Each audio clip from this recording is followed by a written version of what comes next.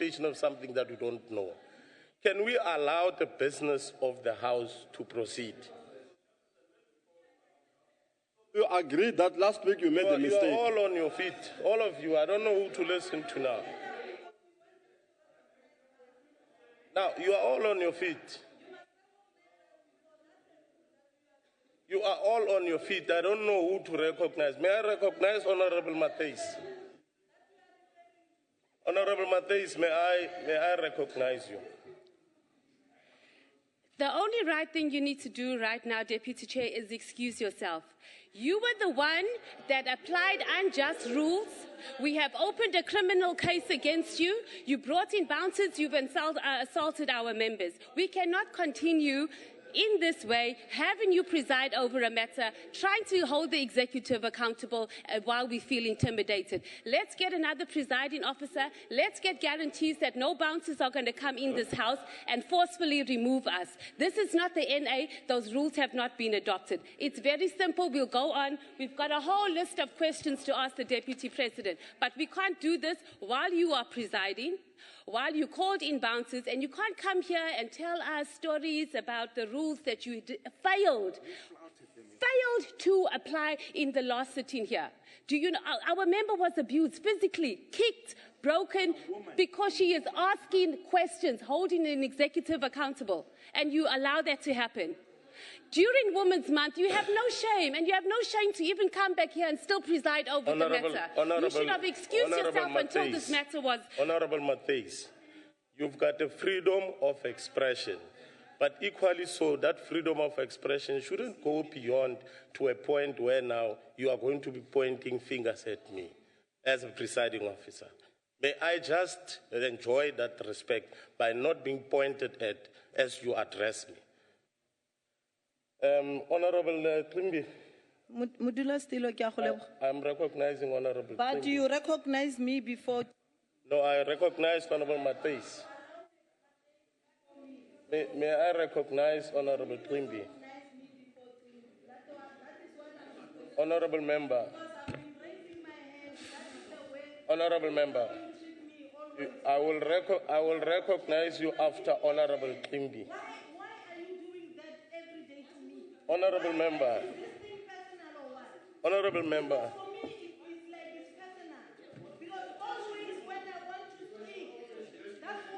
Honorable Members, order, order. May you...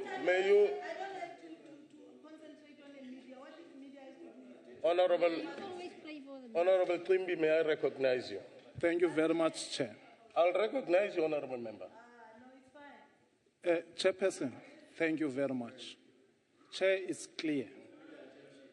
The members of the EFF are here to disrupt this sitting today. As you said, Chairperson, that they know the rules, the channels. If anything was wrong, they know how to take this thing further. I think, Chairperson... I will recognize you. No. No. Honorable Member. Honorable Member Mukweli. Honorable Member Mukweli. Honorable Member. Honorable Member Mukweli. Honorable Member Mukweli. To disrupt the House. We are not here to disrupt the House. Honorable Member He must Mukweli. withdraw those words. Honorable Member Mukweli. He must withdraw those words, Chair. I'm requesting. Honorable Member Mukweli, may I protect once more your right to freedom of expression. Honorable Klimbi, we don't have members who are going to disrupt the House. We've got members who are honorable, who are raising their issues as expected of them. Thank you, Can Chair. you address ourselves to that? Thank you very much, Chairperson. I understand. But the way that they behave and the way that they're approaching you and the way that, Chairperson, they don't respect the Deputy President of this country, the way that they don't respect this House, Chairperson, I can assure you, it shows that those people are not coming here to discuss the matters. and calling the officers of officials of this government hooligans. That word, Chairperson, and it shows that those people here, Chairperson, they undermine everybody here. They undermine members of South Africa here, Chairperson, who are here, Chairperson, to discuss very important Order, things Chair, of this order. country. Thank you very much. Order. Honorable members, Chair, honorable order. members, Honorable Mokweli, may I just remind you of the words that you use. May I address you first? Then you will recognize me. Thank I you. will recognize you. Honorable members, we are consistently using the word Honorable Mokweli, holding the executive to account. The Deputy President is here with us as a member of the executive to do exactly that. And that is what we have on the agenda, to receive answers to the questions that have been put to the Deputy President. May we therefore allow the Deputy President to then start answering questions in the House. Your issues have been raised, they have been noted. There are processes that if you still feel that you are uncomfortable with, we can still take those matters forward. The office of the chairperson is open to be approached for anything that members feel that they are aggrieved about. Can we allow the Deputy President to answer questions? Thank you, Chair, for that progressive statement.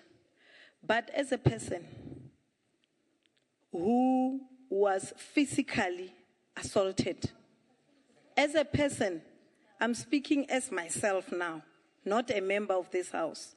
As a person who was physically assaulted by those hooligans, I don't know them, that's why I'm calling them hooligans, no, bouncers, whatever word. As a person, I need to be protected. As a woman, I need to be protected.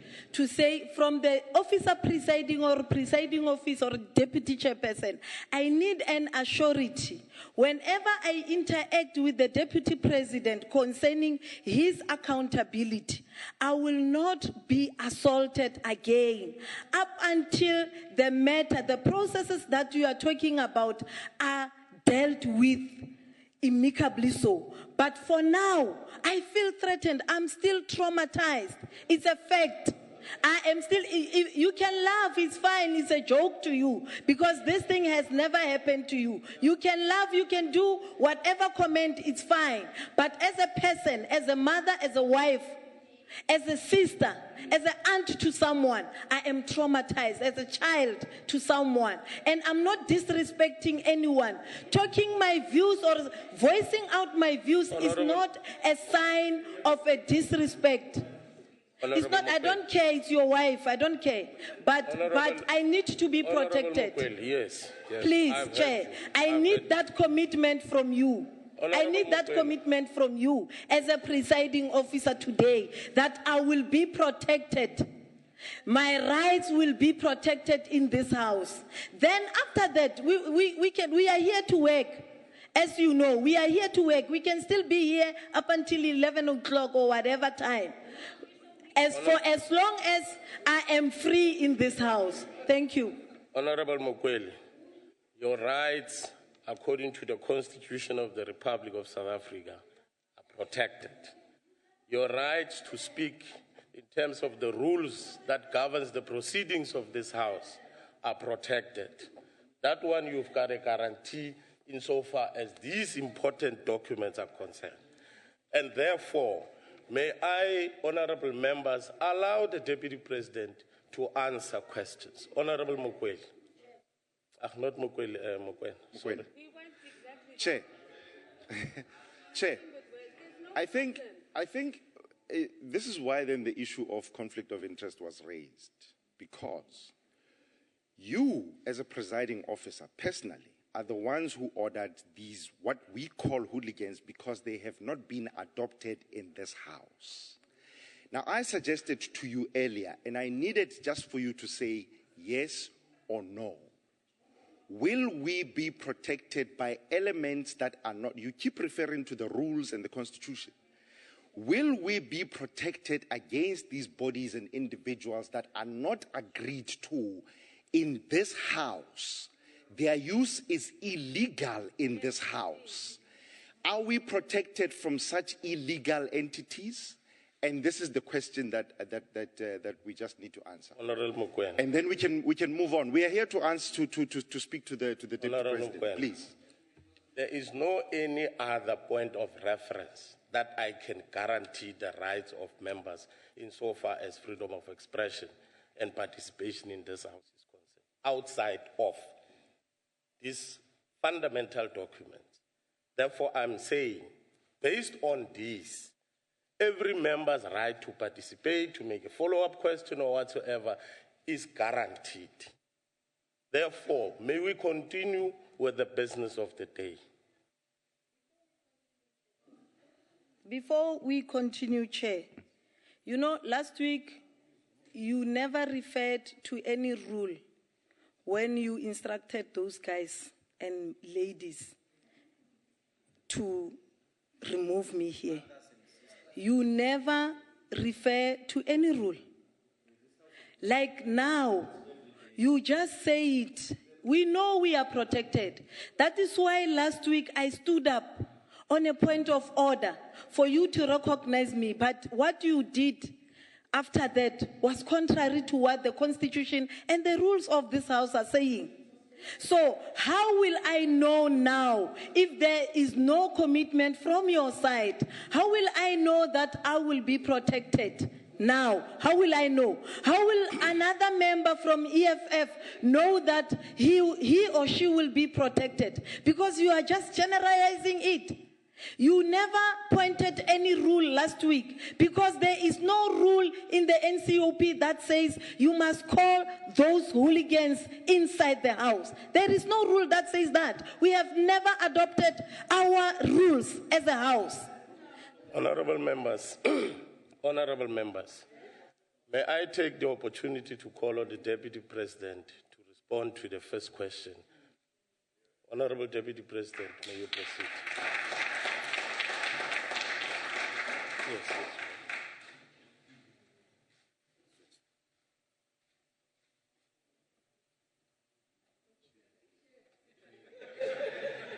Cheers.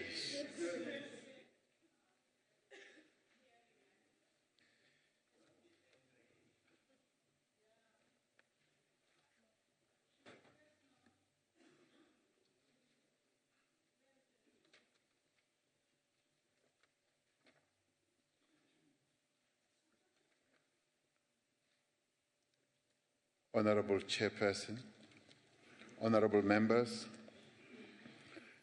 since the achievement of democracy in 1994, South Africa, our beloved country, has made great strides in advancing the participation of women in various political decision-making structures all across the board.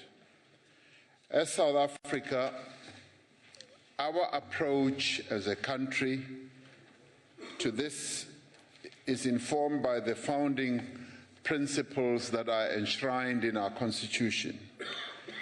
It is also in line with the SADC Protocol on Gender and Development. In addition, South Africa has itself enacted legislation and undertaken measures to promote gender equality in the political process. The Electoral Act, for example, requires that every registered party and candidate should facilitate the full and equal participation of women in the activities of political parties. They must ensure free access of women to all public political meetings, marches, demonstrations, and rallies. More directly, the Local Government Municipal Structures Act requires that every party must seek to ensure that 50% of the candidates on the list of women are women, and that female and male candidates are evenly distributed through the list. Such measures have achieved positive results. The proportion of women represented in our National Assembly increased from a mere 3% before 1994 to the current 41%. That is a phenomenal achievement. According to the Independent Electoral Commission, the proportion of women candidates standing for national and provincial elections increased from 27% in 1999 to 31% in 2004, to 39% in 2009, and 40% in 2019. That too is a great achievement. Despite this progress, not all political parties in South Africa demonstrate a similar commitment to gender equality in political representation. There are still gaps and shortages and weaknesses in this regard.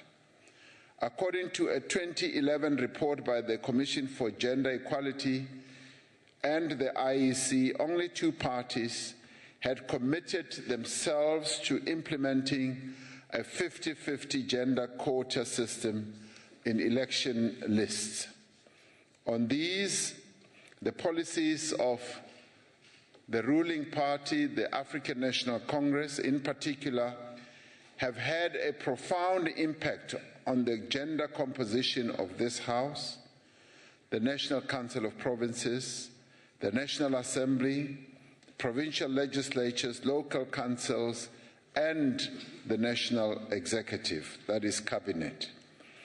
As we prepare for the 2016 local government election, we would like to urge all parties to demonstrate political will, political commitment, and take decisive measures to ensure equal representation of men and women in the selection of candidates. This is a golden opportunity that we all have as political parties to make sure that we make the representation of women in political decision-making structures of our country a true reality, and that we should move beyond lip service and make sure that it happens. It is clear that the achievement of gender parity will not be achieved merely through the enactment of legislation. All social partners need to work together to achieve real gender equality in the political process. At the same time, we need to ensure that the progress we make in the political sphere is matched by progress in such areas as education, in health, in the economy, and indeed in all spheres of South African life. I thank you, Mr. Chairperson. Thank you very much, Deputy President. I'm informed that Honorable Wana will then take the question of Honorable Samka. Honorable Wana. Thank you very much, Chairperson.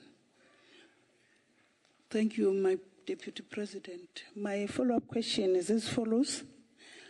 As much as I appreciate the legal framework that has been established in 1994 to ensure gender transformation in South Africa, but emphasis is that what is the government going to do to persuade other political parties to consider this framework of 50-50?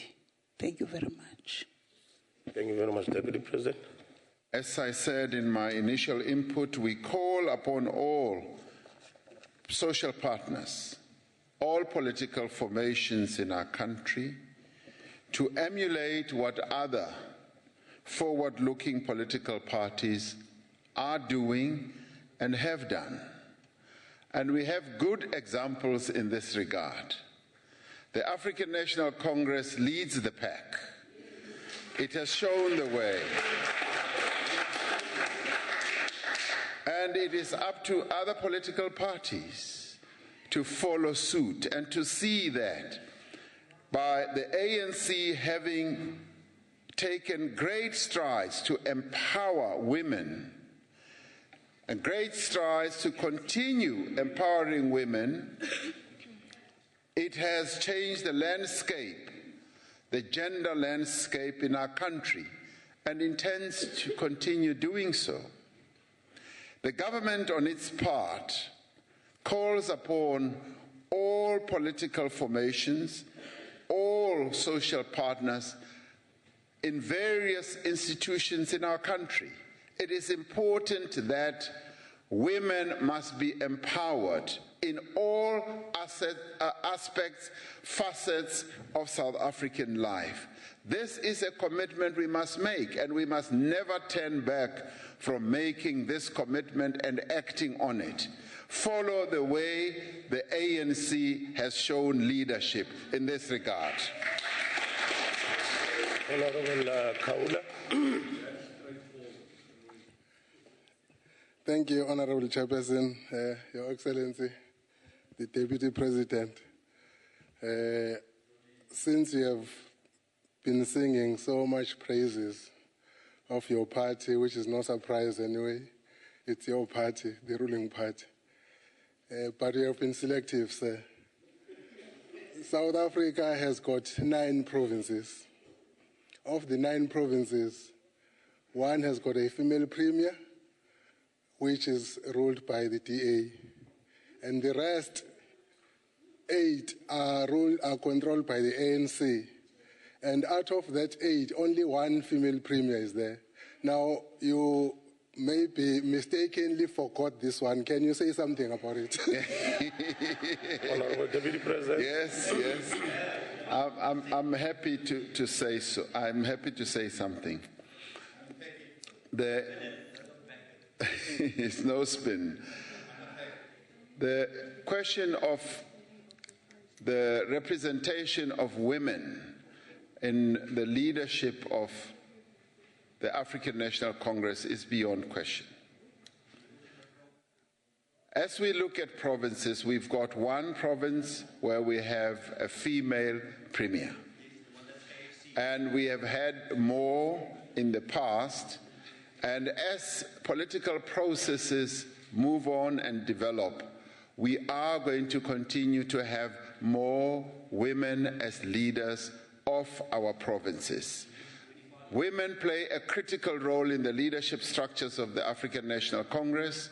And if you look at the representation of women in the executives of the provinces that the ANC is in charge of, you will find that women are well represented. In some cases, they are even in the majority. Now, that is an important aspect that should never be forgotten.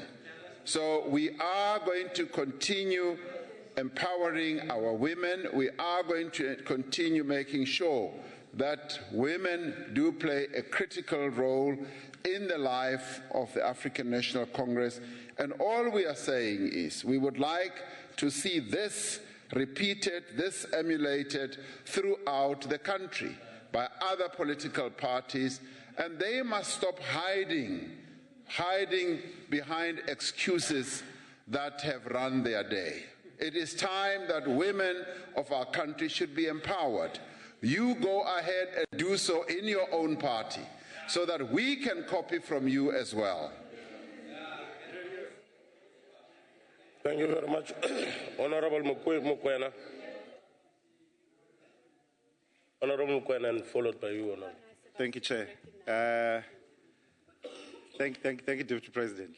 It does sound like a bit of a spin there. You were asked about the premiers, and you related to other issues. But I think just as a comment, you know, in this House, if you look at the EFF, there are 3 women and 3 men. And that is leadership right there. But I think a more important issue is I think, Chair, can I be protected? Can I? But I think the more important question, Deputy President, is the issue of, because we keep talking about numbers in this country, 50%, 50%. But what we're not saying, and there's a Department of Women in the presidency, and my question is, what is the qualitative contribution that department is assisting women with? Because we are still in a situation in which, in the corporate world, women are still receiving lesser salaries. They are still not being respected by their people who work under them. And we still have women abuse has increased in society today. What is the qualitative contribution that these numbers are going to bring to society? Thank you, Chair. Honourable Deputy President. Chairperson, you will have noticed that the Minister of Women in the Presidency had, through her department, been involved in a process of preparing a report which deals with the situation of women in the economy. And that report was launched by the President on the 9th of August, on National Women's Day. And that report was quite revealing in a number of ways, because it dealt with issues that still stand out as challenges to the women of our country, not only in political organizations or other organizations, but in the economy as well, in the workplace, where they work and eke out a living for their families and their children. Women are still at the lower level of the ladder when it comes to income, and women still continue to suffer the triple levels of disadvantage because they are women, because they are black.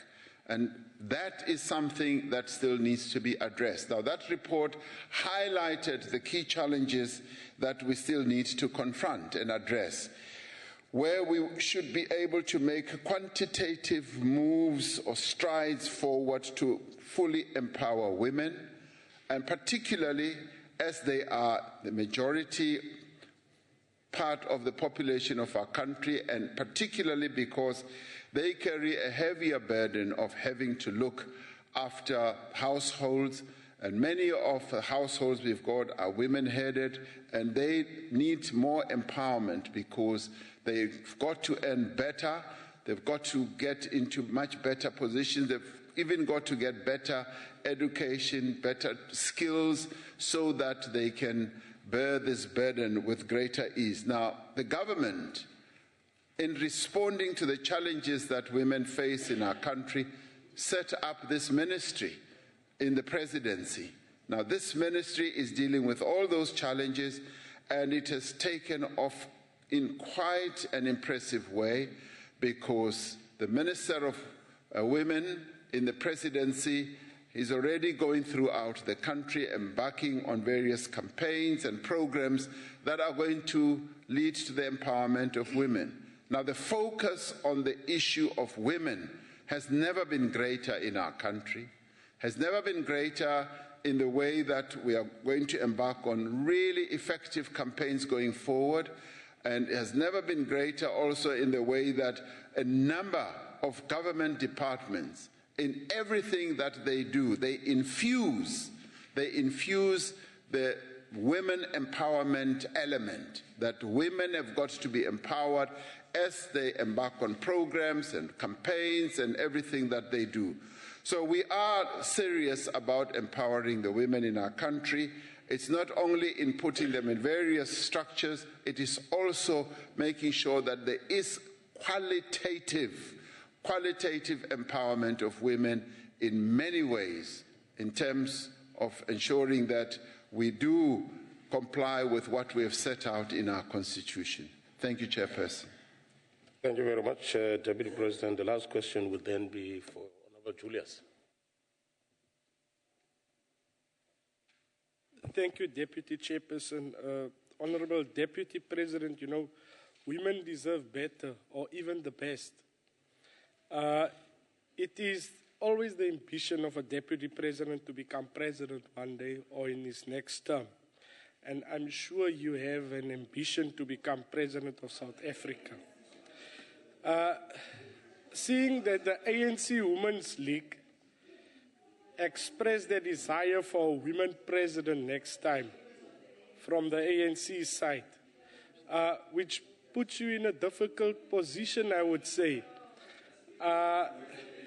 Nevertheless, From your previous answer, can we now say that the ANC is ready for a female president? Will you support a female president for the next presidential candidate of the ANC? Julius. And Honorable Deputy Honorable President, Member Julius, yes, may we avoid, Honorable Members, order. May we avoid, honorable members, may we avoid a situation of making reference to people, to structures that would not be able to answer for themselves in this House. Can we just focus on the supplementary question as provided yes, for? Chairperson, I asked my question. Honorable members, order, because I can imagine. I can just imagine. President, I didn't ask the ANC a question. I asked not a structure, I'm asking the Deputy President a question. With reference to a structure that is not represented directly. I didn't make reference to structures, ANC or so. It is all over there that the ANC Women's League expressed. Can we focus on the question, Honorable Member? Yes, Chairperson, I focused on my question. Is the ANC ready now for a female president based on your previous answers, Deputy President? Would you support, I'm not referring to the ANC, I'm referring to the Deputy President of South Africa. Would you support a female candidate for the presidential election? Honorable I'm not done, Deputy. Your answers thus far, I like it. It was straightforward and to the point. Can we please stick to honest answers? Thank you, Chair. Chairperson, I am fortunate. I am fortunate enough to belong to this glorious organization called the African National Congress. Now, ever since its formation, this glorious organization has always expressed its own ambition about who should lead the African National Congress. And it has always acted on it. Over a 103-year period, it has had 12 presidents. And in those 103 years, it has always expressed an organizational ambition by saying, this is the person we would like to lead the African National Congress. And it has never failed. It has never failed to choose a person that it believes will take the agenda of the African National Congress forward. Now, as I said at another place, over these years, the African National Congress, having not failed to choose who should lead the organization, will continue to do so. And when it chooses who should lead the ANC, it has wide choice. And in the end, this time round, so you know, it has 1.5 million members to choose from. It will survey the whole landscape. It will go through the length and the breadth of the country and say, I've got 1.5 million members. I am now going to finger one of them to become the president of the African National Congress. As for everyone else, and this is how we are schooled in the African National Congress, we are schooled to say the membership of the ANC will decide. They will decide. It is not up to you, fortunately, because you are not a member. It is not up to me, even though I'm a member.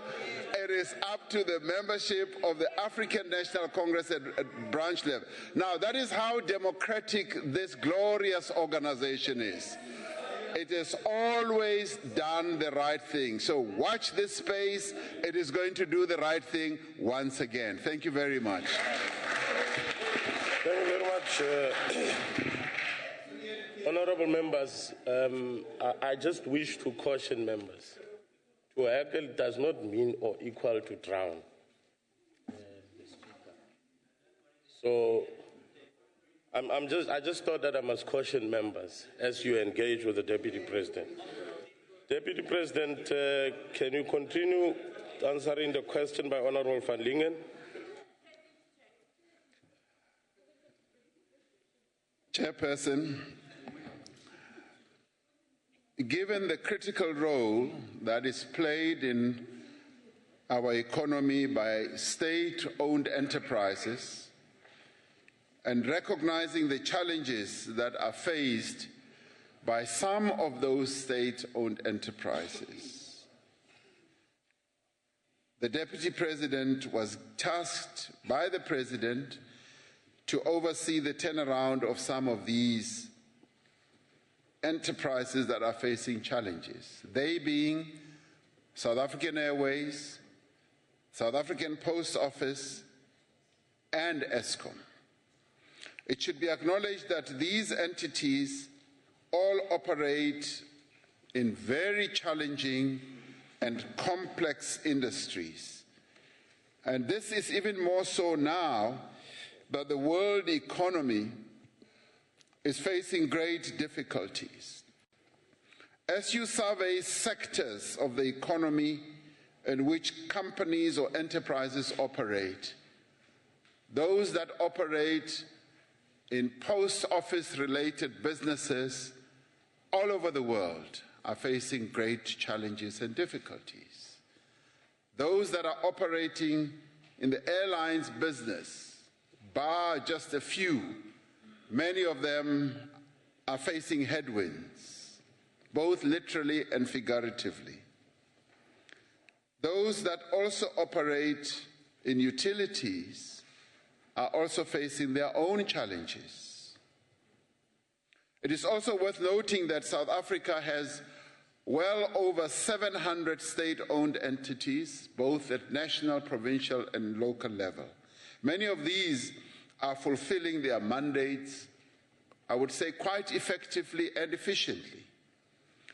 You never get to hear about them because they're operating in sectors that are quite profitable and stable, and they are not facing the same type of challenges that the three are facing. Notable progress has been made in implementing a turnaround of Eskom, SAA, and South African Post Office. Valuable work has been done to stabilize Eskom and also to improve its financial position. Governance and leadership challenges that the utility has faced are being addressed, and quite effectively. With the support of the War Room located in the Presidency, progress has been made in the implementation of government's 5-point plan to address the country's electricity constraints. An important milestone, as we might all have heard, was reached this past weekend when President Jacob Zuma opened the first unit at Medupi Power Station. That unit will add, or is adding, 600 megawatts to the national grid. With regards to our national carrier, as a result of a focus, I think it is something to be proud of. It really is something to be proud of. We need to remember that Medupi is going to be the third largest power station in the whole world. And that power station is going to be in no other country than the Republic of South Africa. That is being governed by the African National Congress. We shouldn't forget that. Now, it is an important milestone. With regards to our national carrier, as a result of a focused effort by the board and management and National Treasury, as the executive authority, the going concern status of SAA has been restored. When you hear me raise my voice inordinately high, it is to try to drown the noise that I am picking up from here. So don't be alarmed when you hear me raise my voice, because I do want to hear myself, and I'm being drowned. Anyway, operating costs are consistently being reduced, and operating efficiency is improving. In short, the 90-day action plan has been successfully implemented. A long-term turnaround strategy has been developed, and as we speak is being implemented. A strategic turnaround plan for the post office is also being considered by the Cabinet. A thorough diagnostic review of the challenges at the post office was undertaken, and a business model has now been developed. A new post office board has been appointed.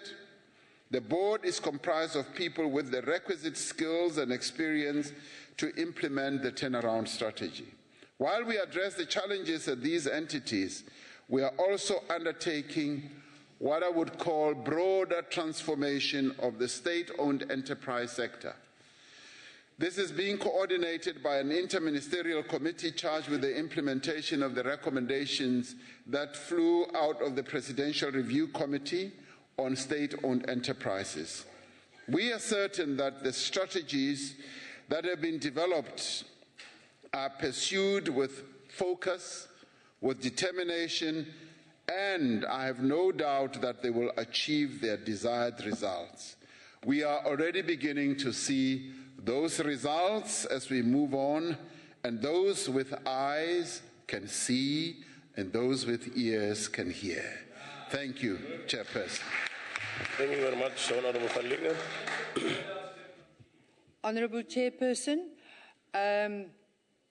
all the state enterprises that the Deputy President is referring to have monopolies, and they are in a difficult position in spite of excessive state funding.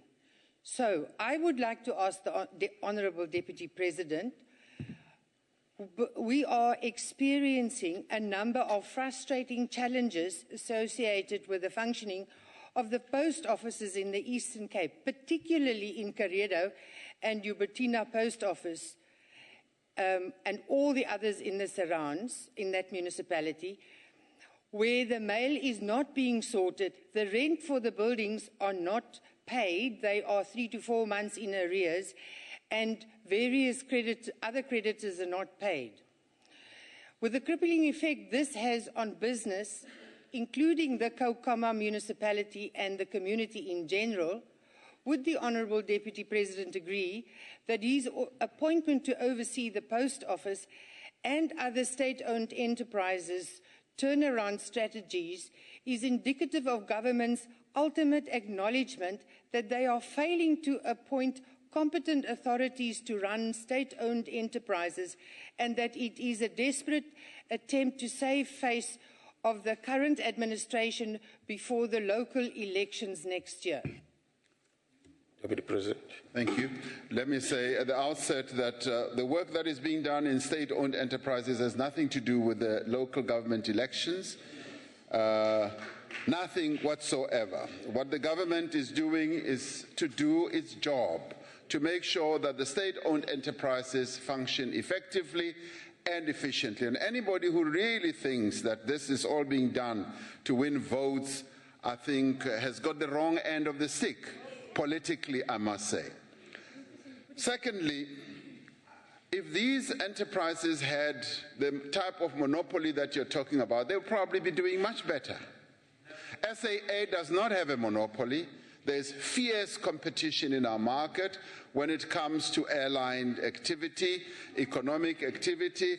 The post office is having its lunch eaten, if you like, by a number of courier companies that courier parcels around the country. So the post office plays a critical role in fulfilling a social mandate of delivering mail to our people and also of having banking services to our people, particularly in rural, deep rural areas.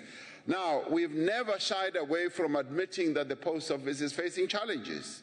It is facing challenges, and those challenges are being addressed.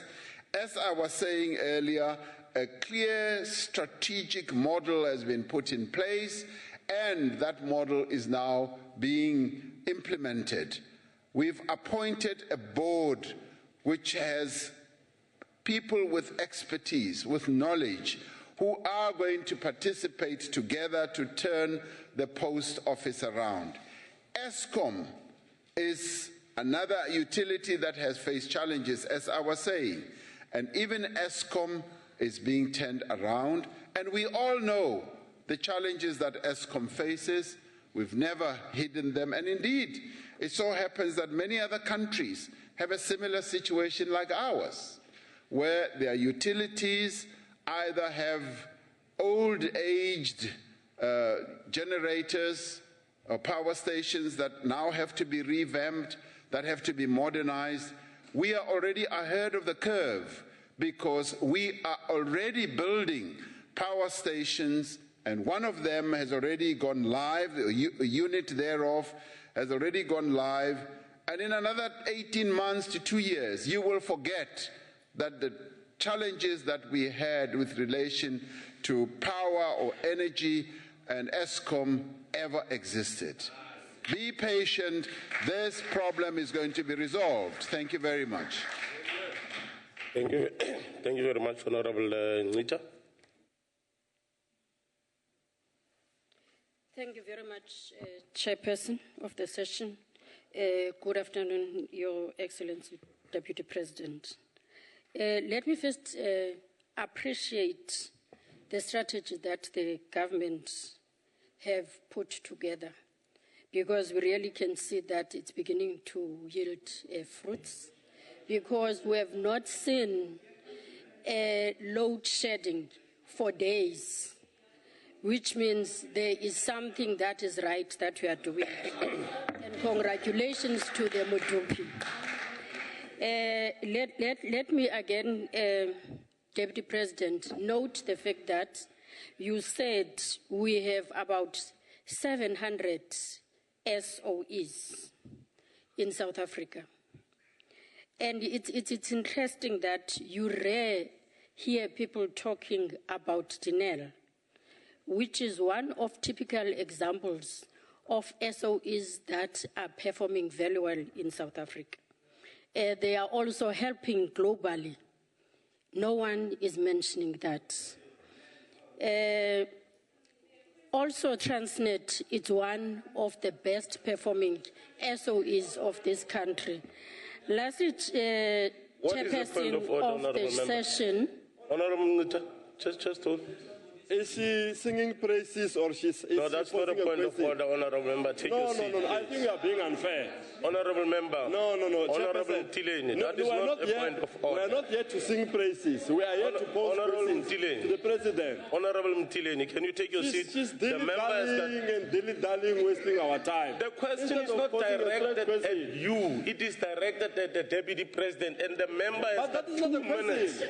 She's singing praises. Honorable Mtileni. We are not here to listen to Honorable that. Mtileni. We are here for questions. The member has got 2 minutes to make a supplementary question. Thank you very much, Can you allow the member to conclude her question? Honorable member, can you Thank you very conclude much, your Chairperson. question? The question, Chairperson, is that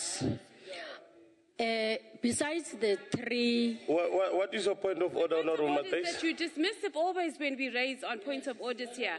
Number two, The member has been going on for over 2 minutes. I remember the very first time I raised a follow-up question, I was interrupted 2 seconds. Honorable Matthys, Get to your point. according to the It's clock over that 2 I'm minutes. having here, It's like the a member very is long left preamble. with 30 I'm still seconds. Talking. I'm still talking, though. You're not letting me finish. A very long preamble. I was advised by the chairperson of this house not to have a long preamble when I'm doing follow-up questions. Here, ANC MP stopped and she's allowed to have a 2-minute preamble. Honorable Matthys, can you please take your seat? No, you must be consistent in applying rules Honorable in this Matthys, house. It never happens. I'm can still talking. you please take I'm your not seat? finished. You're not consistent in Can you applying please take your seat, all the Honorable time. Matthys? So you must be consistent. That's what I'm asking for. Thank you. Honorable Member, can you conclude your question? Thank you very much, Chair. Besides the three Just let me recognize Honorable Nyambi. Thanks, Chair. I'm rising in terms of Rule 53, right of a member to speak. I request your own self, sir, to make a ruling about it. A member may speak in the council when called upon by the officer presiding. That is why I was standing up. I never just speak. So I am asking your good self, Deputy Chairperson, to make a ruling about that, because that is what is giving us problems since we have started. Can I rule, honorable members, on that point, that let us adhere to the rule of speaking in the House? Honorable Mokoena. Chair, that rule will be adhered to. Only if the chair has himself can assure us that members will be recognized, because this is not happening. Honorable Mokoena, you're on the list. You're on the list. On the list of follow-ups.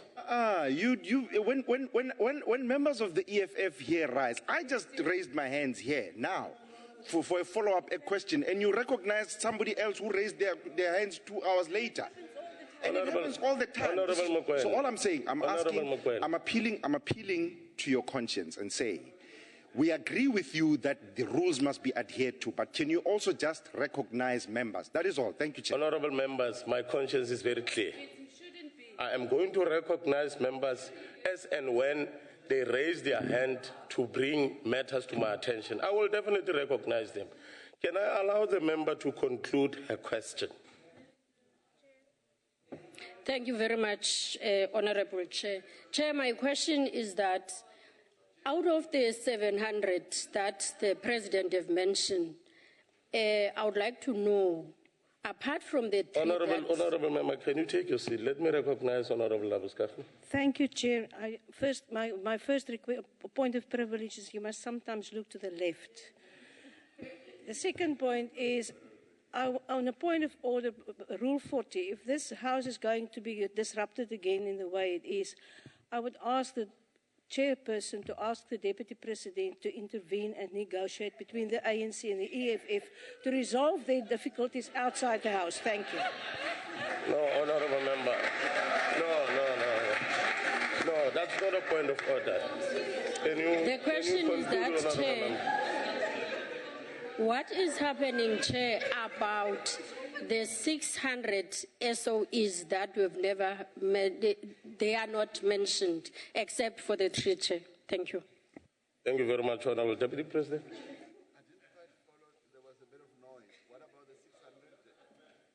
Can you just repeat the last part of the question? The 600 in particular? Chairperson, the question is that what is your general feeling about the 600 SOEs that we have? Thank you. Honorable Deputy President.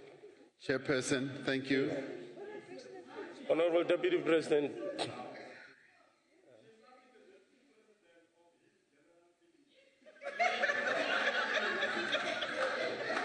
Honorable, can you take your seat, Honorable Mtileni? Deputy President. Chairperson. Just told Deputy President. Honorable Smith.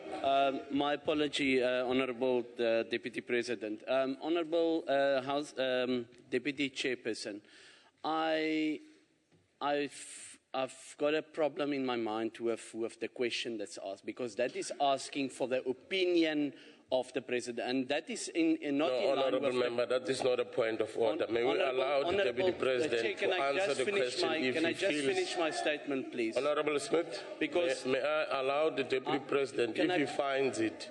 Can I please just finish my statement, because I did not finish to say what I was busy saying.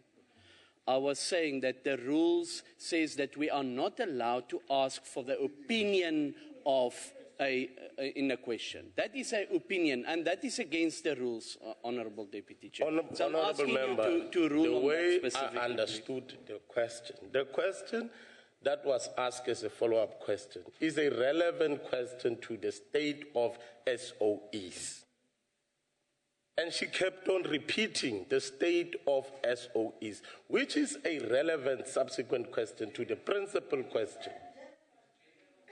Honourable Deputy President, may you continue. Thank you, Chairperson. I referred to the fact that we have more than 700 SOEs in our country, and I'm able to state that I will go beyond just stating my feelings or opinions.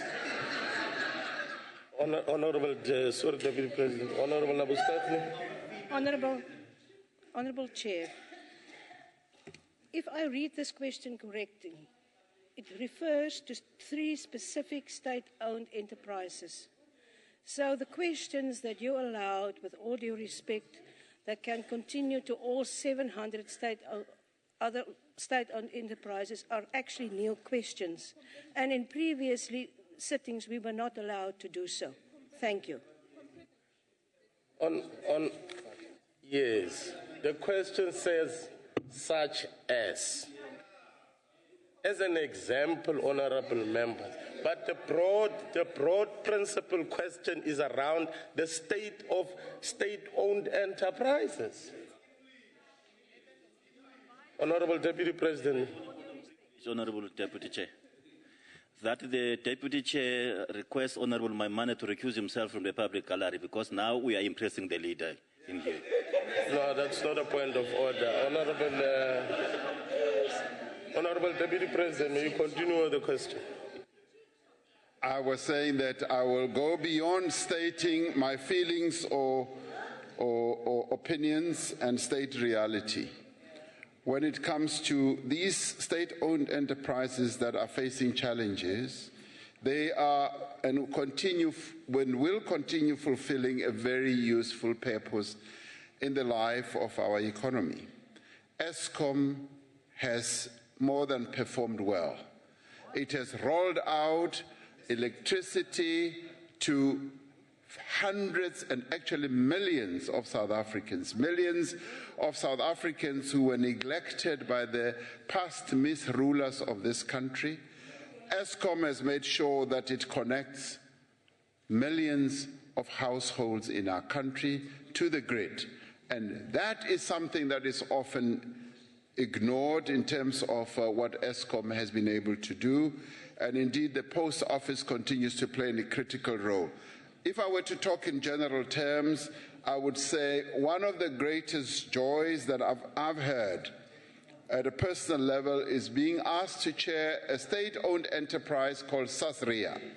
Sasria, which is the reinsurance company that is owned by the state, has been able to declare dividends well over 15 billion rand to the fiscus. 15 billion. Since the time that I got involved with Sasria, but it has done more. It has done much more. It has acted as a very efficient reinsurance entity in our country. But where I want to go is the empowerment type of process has been involved in. The only entity that has developed black actuaries in our country. We have, through Sasria, been able to develop tens of young black people as actuaries, fully qualified professional actuaries. And this has been due to the work of a state-owned enterprise that executed the government's mandate the government's mandate to make sure that black people do get skilled in our economy. High-level skills have been delivered by a state-owned enterprise. So we've got many state-owned enterprises that are doing a really good job. Transnet is one of those, and a number of others are doing an excellent job in our economy. So we should never look down on state-owned enterprises and write them off because 3 state-owned enterprises are not doing so well. And they are not doing so well because they are in difficult sectors of our economy. Others are doing well. Have respect for our state-owned enterprises, please. Honorable Mokwena.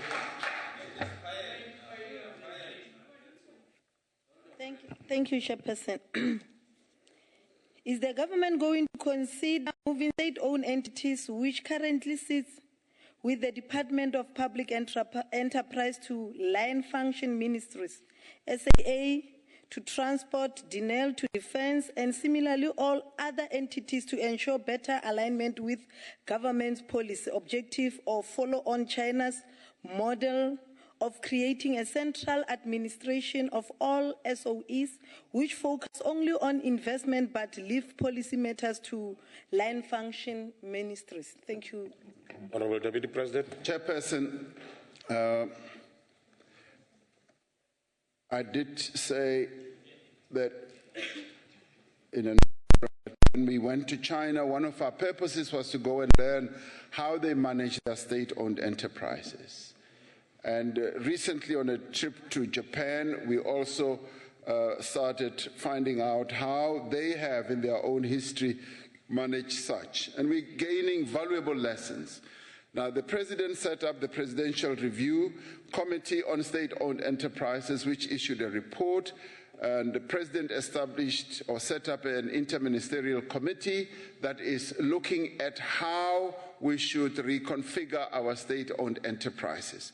That work is underway, and it is going to deal with a whole range of matters that will include things like, should we have state-owned enterprises being aligned to line ministries? Should they be in one coordinating body like they have in China? So all those issues are going to be given serious consideration.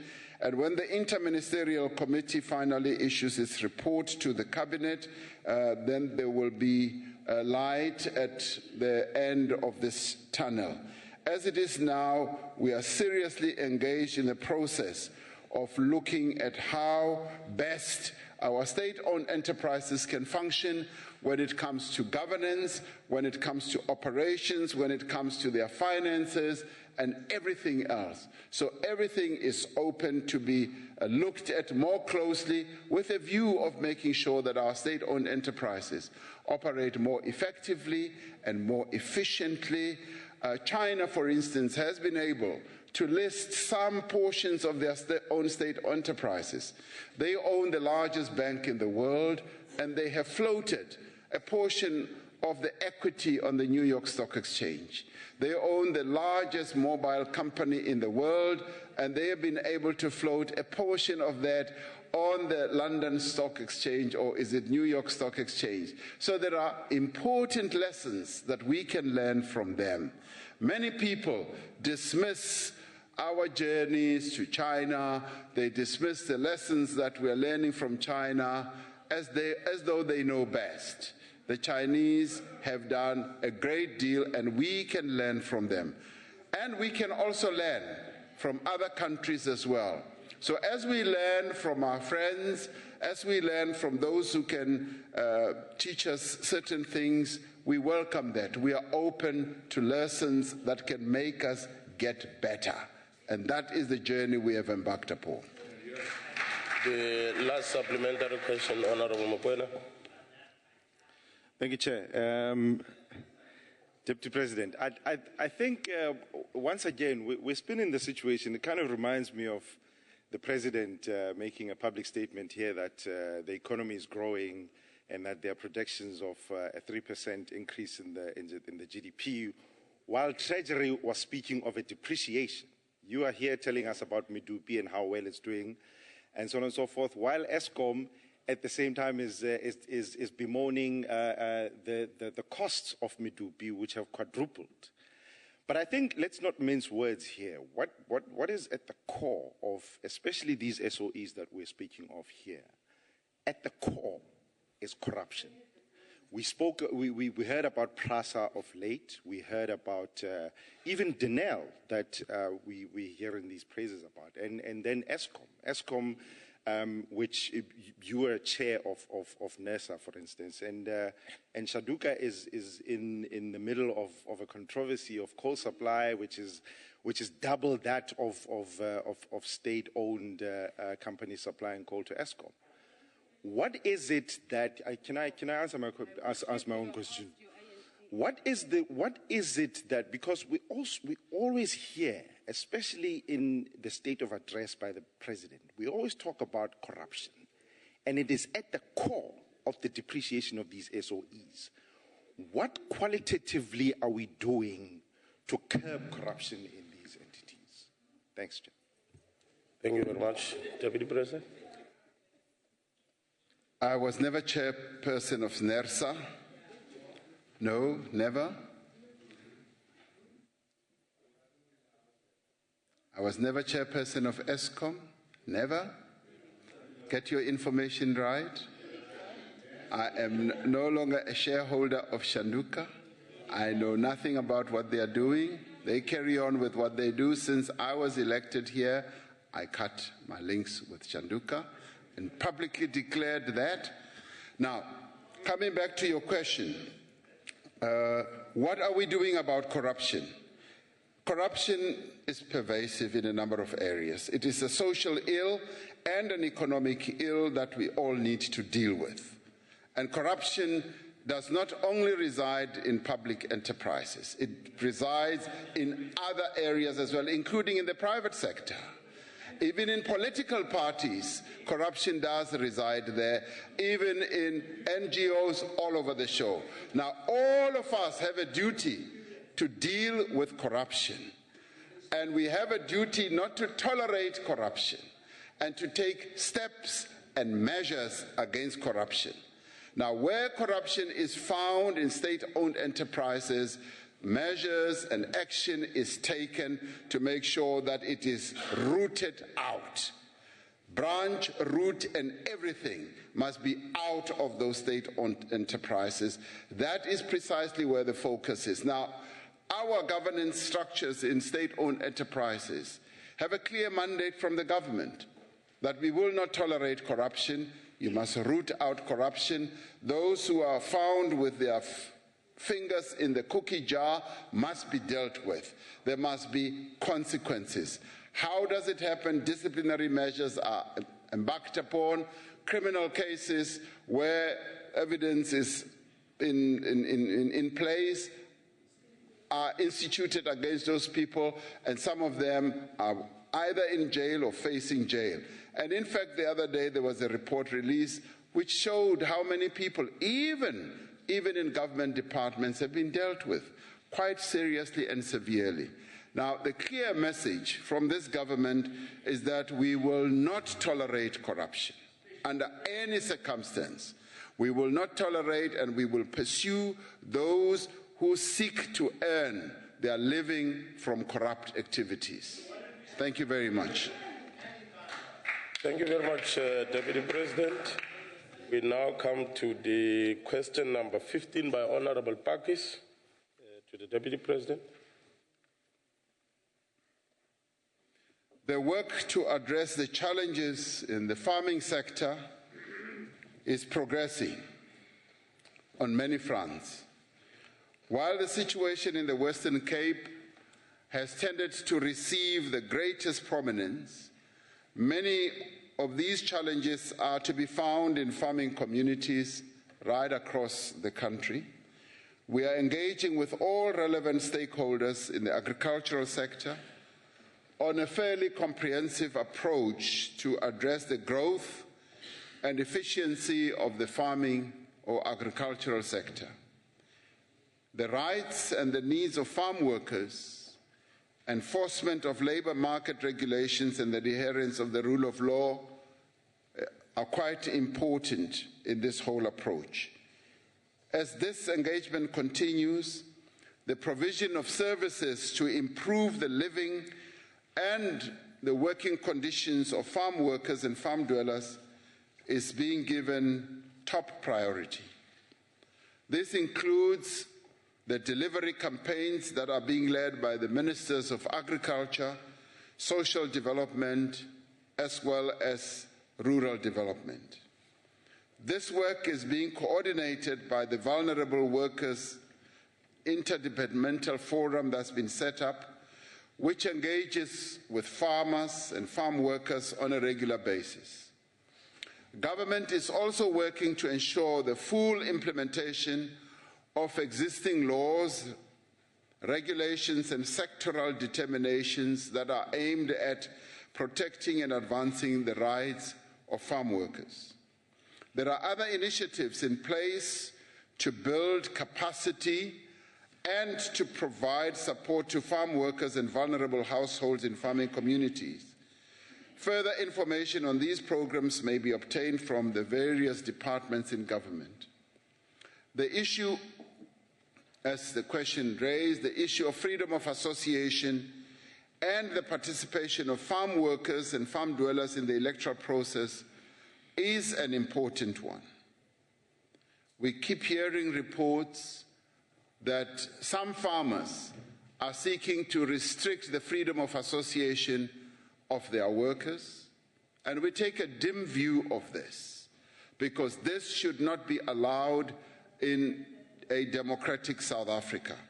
According to the electoral law, it is an offense to compel or unlawfully persuade any person to support or not to support any party or candidate. It is also an offense to prevent any party representative, any candidate or electoral officer from gaining reasonable access to workers. Yes, we keep hearing reports that some farm owners actually prevent their workers from being accessed by electoral officers, by party representatives, and indeed by candidates who are standing for elections. This cannot be tolerated in South Africa. And we would like to call upon those farm owners who continue to do this to desist from participating in activities that restrict the freedom of association of other South Africans. Whether they work for them or not, they are free men and women who should participate in the electoral or in political activity freely without any form of hindrance. In addition, the Independent Electoral Commission, political parties, and the relevant government agencies regularly engage with organized agriculture. They regularly engage with labor and communities to address areas of concern. As work is continuing to address the specific circumstances of farming communities in the Western Cape, we are working to achieve the fundamental transformation of South Africa's agricultural sector.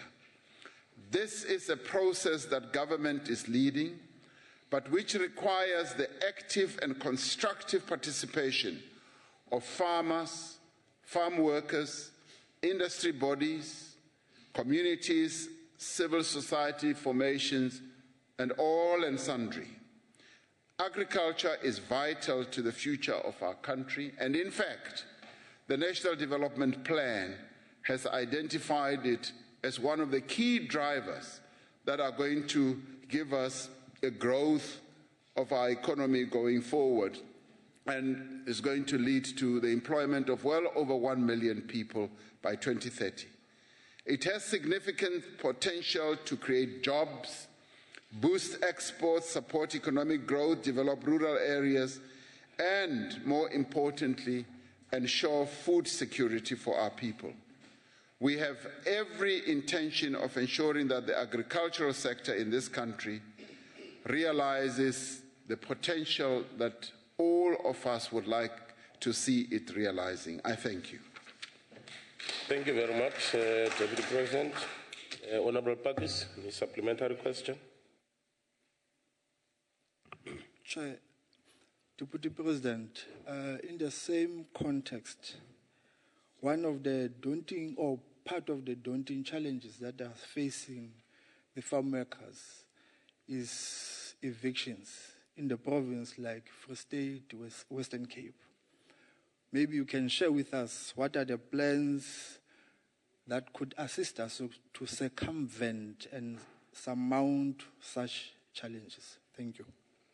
Thank you very much, Deputy President. I have in the past called upon farm owners to desist from evicting farm workers. And at government level, we continue to monitor this type of activity or incidences. And what we have found is that more and more, as this matter has been addressed through various processes, that evictions have tapered off or continue to taper off, and processes, legal processes and regulatory processes are now being followed to make sure that people do comply with the laws, with the regulations. So we've got structures and processes and systems and regulations that we've set in place to regulate the incidence of evictions. Clearly, evictions, as we have heard, continue, and this we take a very, very dim view of, and would like those to stop, and especially those that are being done in violation of the processes that have been put in place. And we continue to watch this space, and the processes that we have embarked upon of reforming the agricultural sector are also specifically aimed at addressing this question of the illegal and unlawful eviction of farm workers. So it is being focused on. Thank you very much, Deputy President. Honorable Laboskachni, and followed by Honorable Mukwele.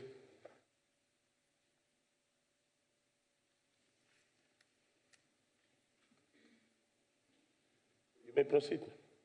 Thank you very much, Honourable Deputy Chair, Honourable Deputy President.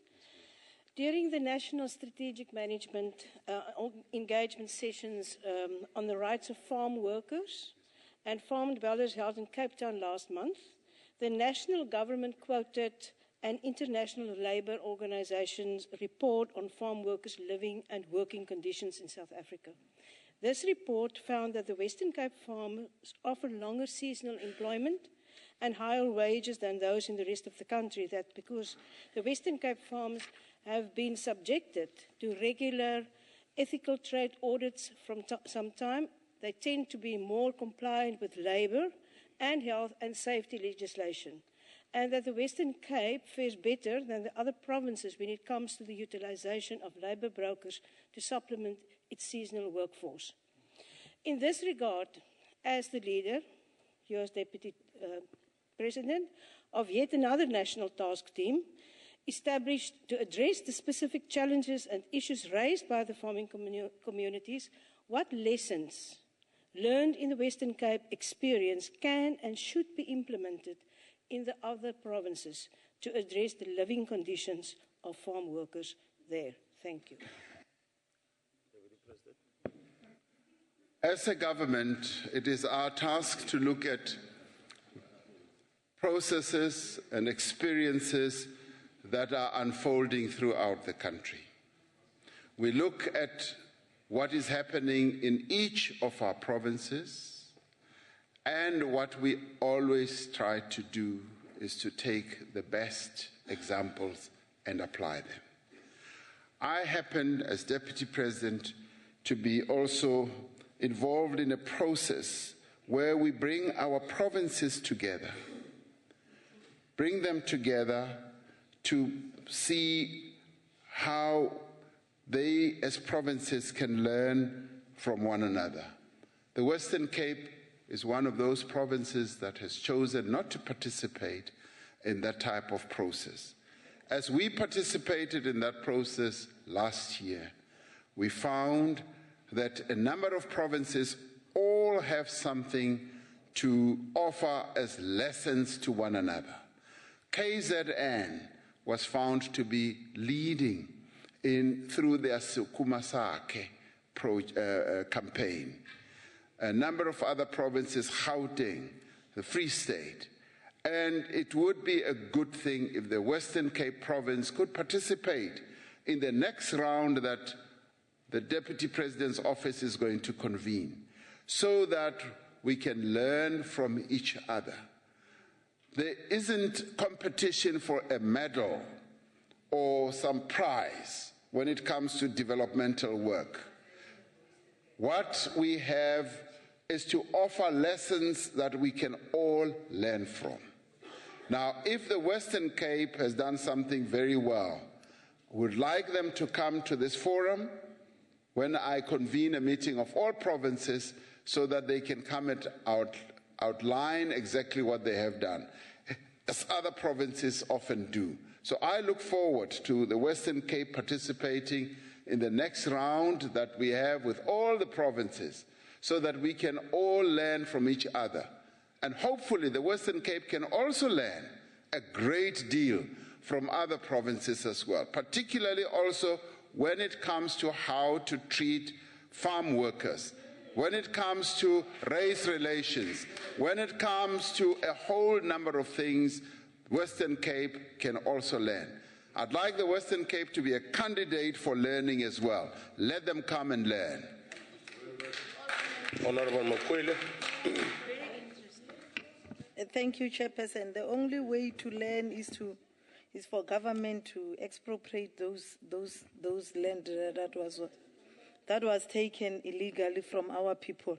Deputy President, since Minister Gugile Nkwinti announced his plan for new land reform policy that would see farm workers owning up to 50% of the farm they worked in, there have been massive eviction of farm workers from the farms they have been living on for generations. Over the past 20 years, more than 1 million farm workers have been evicted from the farms. Have this eviction forced your government to rethink its approach to land reform and the protection of those who stole the land from black people for the past 400 years? If not, why not? And another thing, Deputy President, that I would like to ask you is that does the government have a legislative framework to deal with these illegal evictions? Because we cannot just learn and not come up with a system that will enforce these white people or whoever that is owning land. We know is predominantly those activities are done predominantly by white-owned farmers to our black workers. What is it that the government is doing to address that matter? Because it is affecting us. And as EFF, we are saying we can vote for you if you change the constitution to say let the land be expropriated. That's our. Chief, for a minute I thought you would vote for us just without any conditions. Chairperson, there is legislative framework that deals with farm evictions. The law is in place. It is being applied, and it is this law that has put the brakes on wide-scale evictions of our people from the farms. It does not mean that farmers do not take chances and evict workers. It does happen, but we've got remedial measures that deal with that. On the broader issue, the ANC government has committed itself to a land reform approach and policy. And it is a land reform policy that is working. It is being implemented. As we speak, the Department of Land and Rural Development is in the process of implementing it, and they've come up with various strategies. And the one that you were referring to about workers owning up to 50% of the farms on which they are working or employed on, that is being looked at more closely with a view of bringing a clear proposal to government. As we speak, though, a number of projects, or pilots are being played out, and there are quite a number of farm owners who have reacted very warmly to this proposition, and they are involved as we speak in processes that are working on a pilot. And once that pilot process has been completed, we will be able to see what the outcomes are and how practicable what has been tested is going to be. But in the meantime, a proposal is being worked on, and it will be coming to Cabinet. So we are not standing still. We are working on various measures that are going to enrich and add to what we are doing in relation to land reform.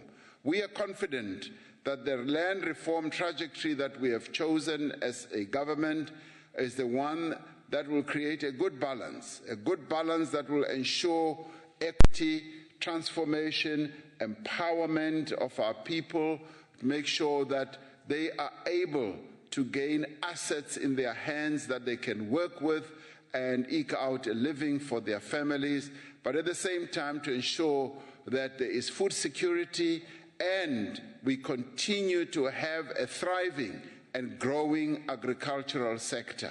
It is important that we continue to grow our agricultural sector.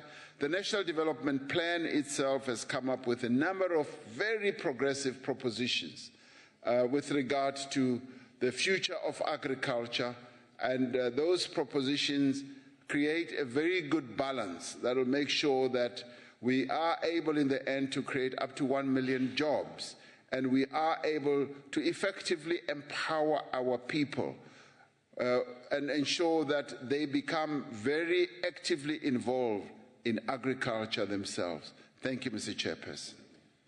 Thank you very much, Deputy President. And I must really also thank Honorable Mokwele for having used the entire 2 minutes allocated for her follow-up question. Thank you very much. Honorable Mpamba Subugwana.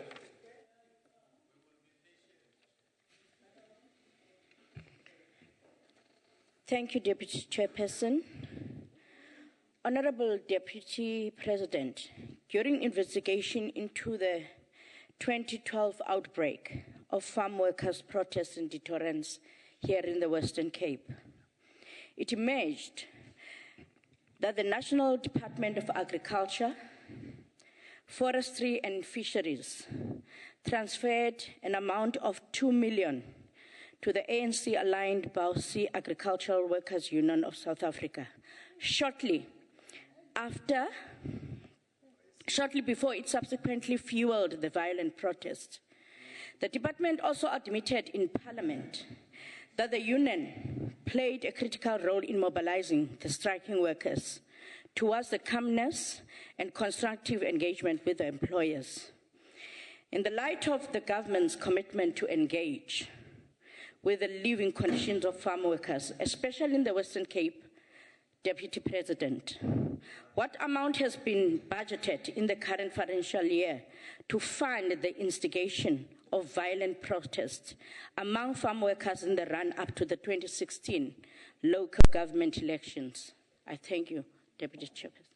Thank you very much, Deputy President. I didn't quite understand what amount has been budgeted to fund. If I could just recap on that one, I want to know from the Deputy President what amount has been budgeted in the current financial year to fund the instigation of violent protests here in the Western Cape among farm workers in the run-up to the 2016 local government election. I thank you. Deputy President, it sounds like... As I understand it, how much has been budgeted to fund the instigation of violence. Investigation of violence in the Western Instigation or investigation? I think it's instigation. She said instigation of violence. Now, Deputy President, clearly, Deputy President, yes, ma'am. the deodorants protest that happened in the Western Cape had been fueled by the ANC. And I'm giving you the history towards it and what your role as the governing ruling party did in terms of instigating those. And I want to know, in the upcoming Deputy Chairperson, please. I'm calling you to order, Honorable Member, because now, instead of focusing on a subsidiary question, you are raising other issues and allegations. This is my follow-up question. Honorable Sibagwan, can you just take your seat, ma'am? I think the first part of your question was a subsidiary question. The second part of it sounds like as if it's a new question, because it is motivated by allegation that cannot be proven in the House sitting. So therefore, may I protect the Deputy President from answering something that will not be substantiated in this House. Honorable Sibagwan, may you take a seat and allow the Deputy President to answer the question.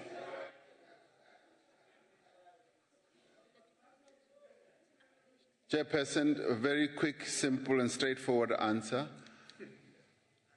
She asked, how much have we budgeted to support the instigation of violence? The answer is, we do not do things like that. Full stop. All right. Then that takes us to the next question by Honorable Kaila to the Deputy President. Deputy President.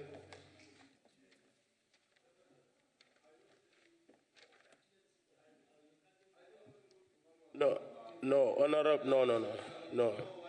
It was the fourth. May I allow the Deputy President to answer the next question?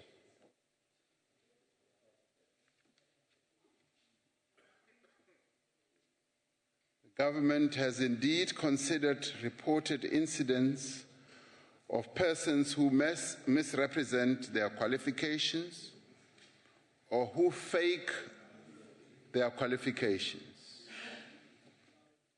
Such incidents do great damage to the credibility of our country's education and training system.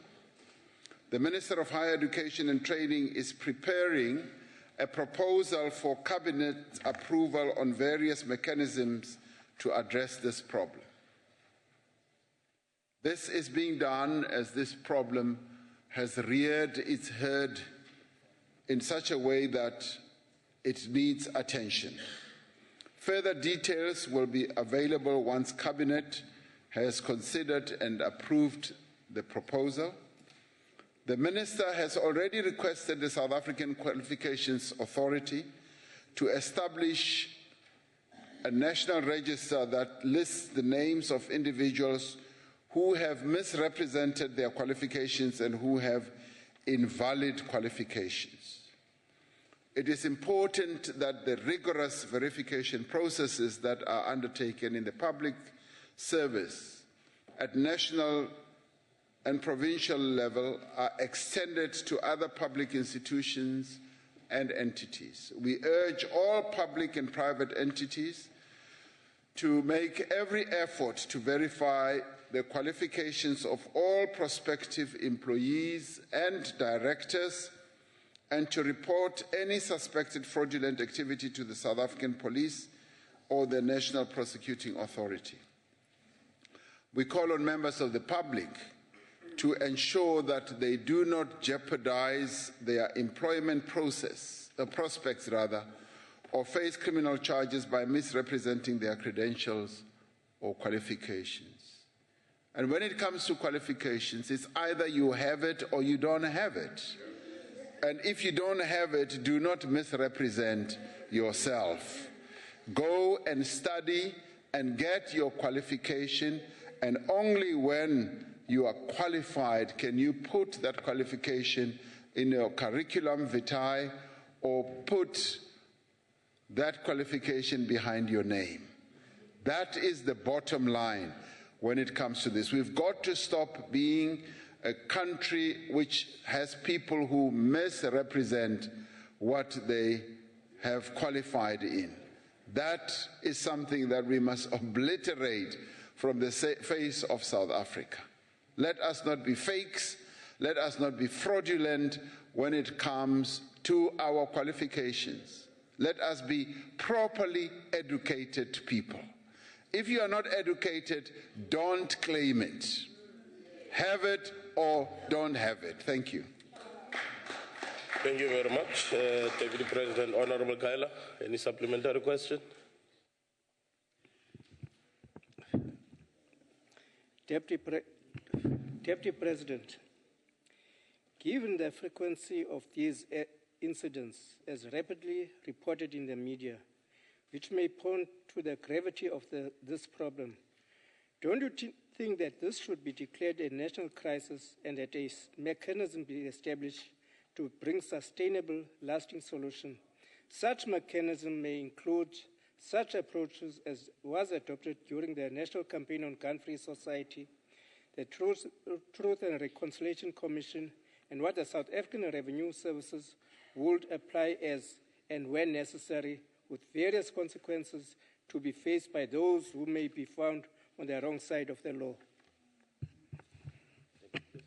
That is precisely what I referred to earlier, that the Minister of Higher Education and Training has already embarked on a process and is preparing a proposal that will be put before Cabinet to make sure that we root out this terrible behavior that some of us as South Africans have been found to be prone to.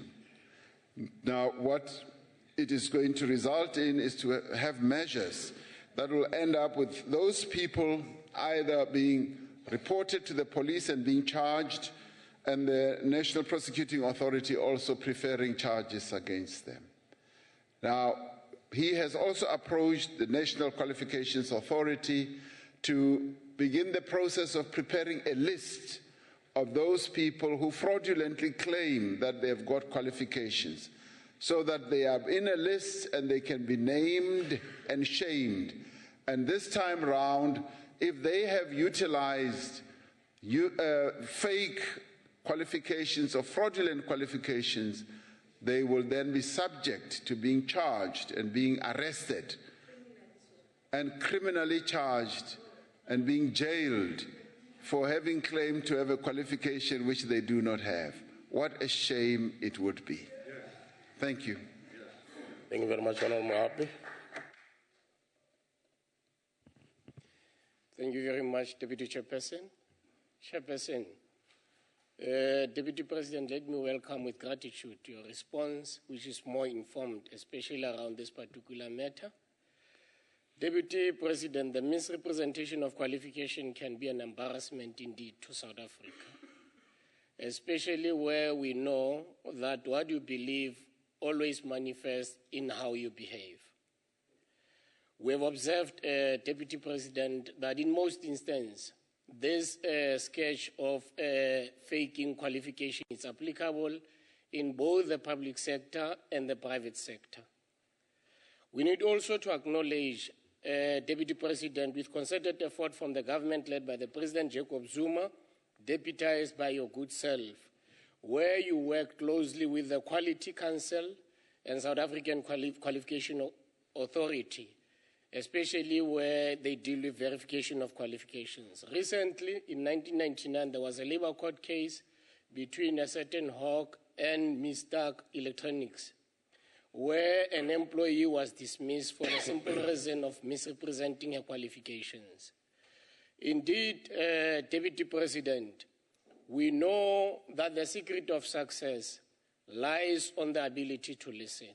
I've heard earlier on what you said, but where you want to make more emphasis on this particular matter, what can be a call from the presidency especially for those that are still consistent and persistent to pursue this particular misrepresentation of qualifications. Thank you.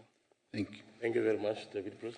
Thank you. The call we would make to all and sundry, and indeed to all our people in South Africa, but more especially to young people, is that it is only through hard work that you'll be able to reap the best results and outcomes for your life. And that especially revolves around qualifications. We need to be a country that is going to promote values of hard work, integrity, and honesty, that people must desist from faking, from lying, and from being fraudulent, because such behavior is demeaning to those South Africans who want to do things properly. It diminishes them, diminishes those who work hard to get their qualifications.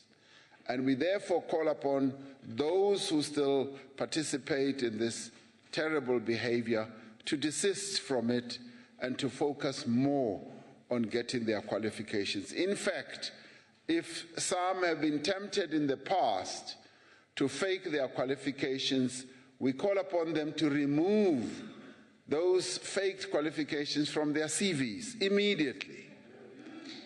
Remove them immediately. And having done so, then embark on a process of studying. Because by putting it on your CV, it shows that you have a quest. You have a deep desire to be well qualified. What you now need to do is to fold your sleeves, like many of us have had to do in our lives, and work hard day and night and get your qualification. Now, that is a general call that we would make to all South Africans. And we say, there is still time to redeem yourself. Remove those unwarranted qualifications from your CV. So that is something that we say should be done right across. And by the way, it should be right across. It should affect all people in various formations, political parties, companies, you name it. Act immediately and become an honest person, a person with great integrity. And don't ever be found wrong-footed, because you will be put to shame. Thank you very much. Thank you very much, Deputy President. Honorable Fava.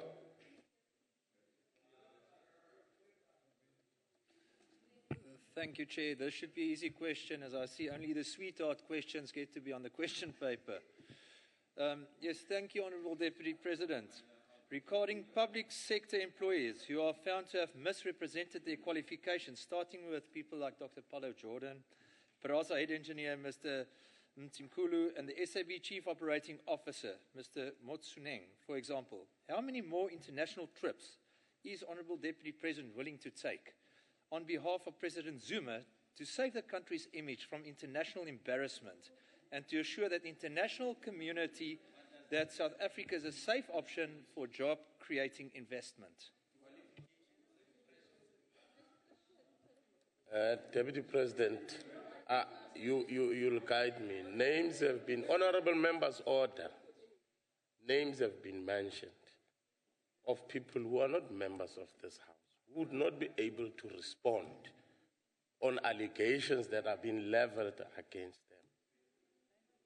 Some of the names that have been mentioned here are cases that are before certain processes. Some of the issues that have been mentioned are matters that are still under investigation. Now, I wish to ask Honorable Faba, in the light of the principal question, is it possible to rephrase your question in such a manner that it then is located within the principal question? Chairperson, are you asking me to withdraw these misrepresented qualifications of Dr. Jordan Head Engineer Mnkula, and the SAB Chief Operating Officer, Mr. Motsuneng. Are you asking me to not mention it in the names again, as it will be before court? Then I won't mention it again. Okay, fine. What is the question in actual fact? The question is, how many times is the Deputy President still willing to go and try and get investment for us after being embarrassed so many times? Deputy President, I think that's a totally new question. I don't quite understand the question, but suffice it to say that when we embark on international trips, obviously our main and sole purpose is to promote our country. And when I was on my recent trip, I learned something that was really wonderful, because in Japan, they have a process where both the ruling party and the opposition party, when they travel overseas, they meet with the Department of International Affairs, discuss the policy thrusts of their country, and go and speak with one voice to promote their country. And then they say, we will fight when we get home. But when we are overseas, we promote our country. We will not backbite our country. And I will call on all of us, as we travel abroad, when you travel abroad, go and promote South Africa Inc. Promote your country, demonstrate your patriotism, and show that you love this country so much and you want it to win all the time. So when we travel, what we are essentially doing is to promote our country, to show the best side of South Africa and try to attract investments to South Africa and tell the true story about our country, the very best of our country, and get people to see South Africa as the best country that it is in the whole world. Thank you very much.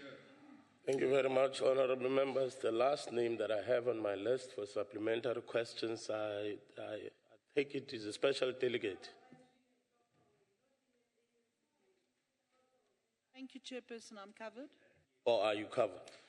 Okay, fine. Good. What is that now, Kaula? Okay, can we then proceed to the question by Honorable Ntebe?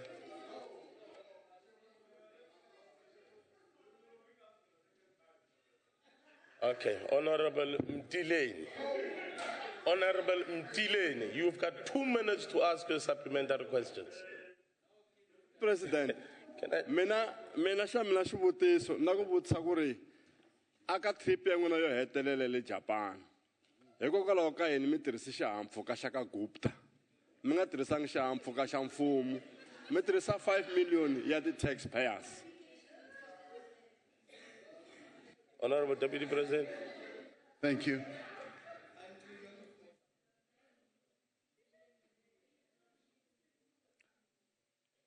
Thank you, Chairperson. Trip to Japan.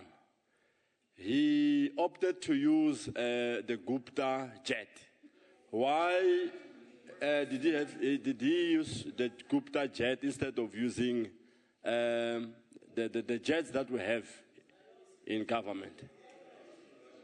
Honorable Mtileni, order, honorable members. You see now, when we started, we said we are going to be guided by the rules of the House. And here we have a question that has got to do with Human Resource Development Council and government and all those sorts of things with regard to qualifications and so on. If you want to put the question around the achievements of the President in his trip to Japan, may you formulate that question so that the Deputy President must then be able to answer that question. No, not for today. Not for today. No. Not for today. This is a supplementary question to the principal question, which is irrelevant. Chairperson. Can we proceed to the next question by the Honorable Ntebe to the Deputy President? Deputy President. Chairperson, I'm quite happy to answer that question. And to say that we have nothing to hide. As the Minister of Defense addressed the media and outlined the circumstances around which we undertook that trip to Japan, there was nothing much more than that.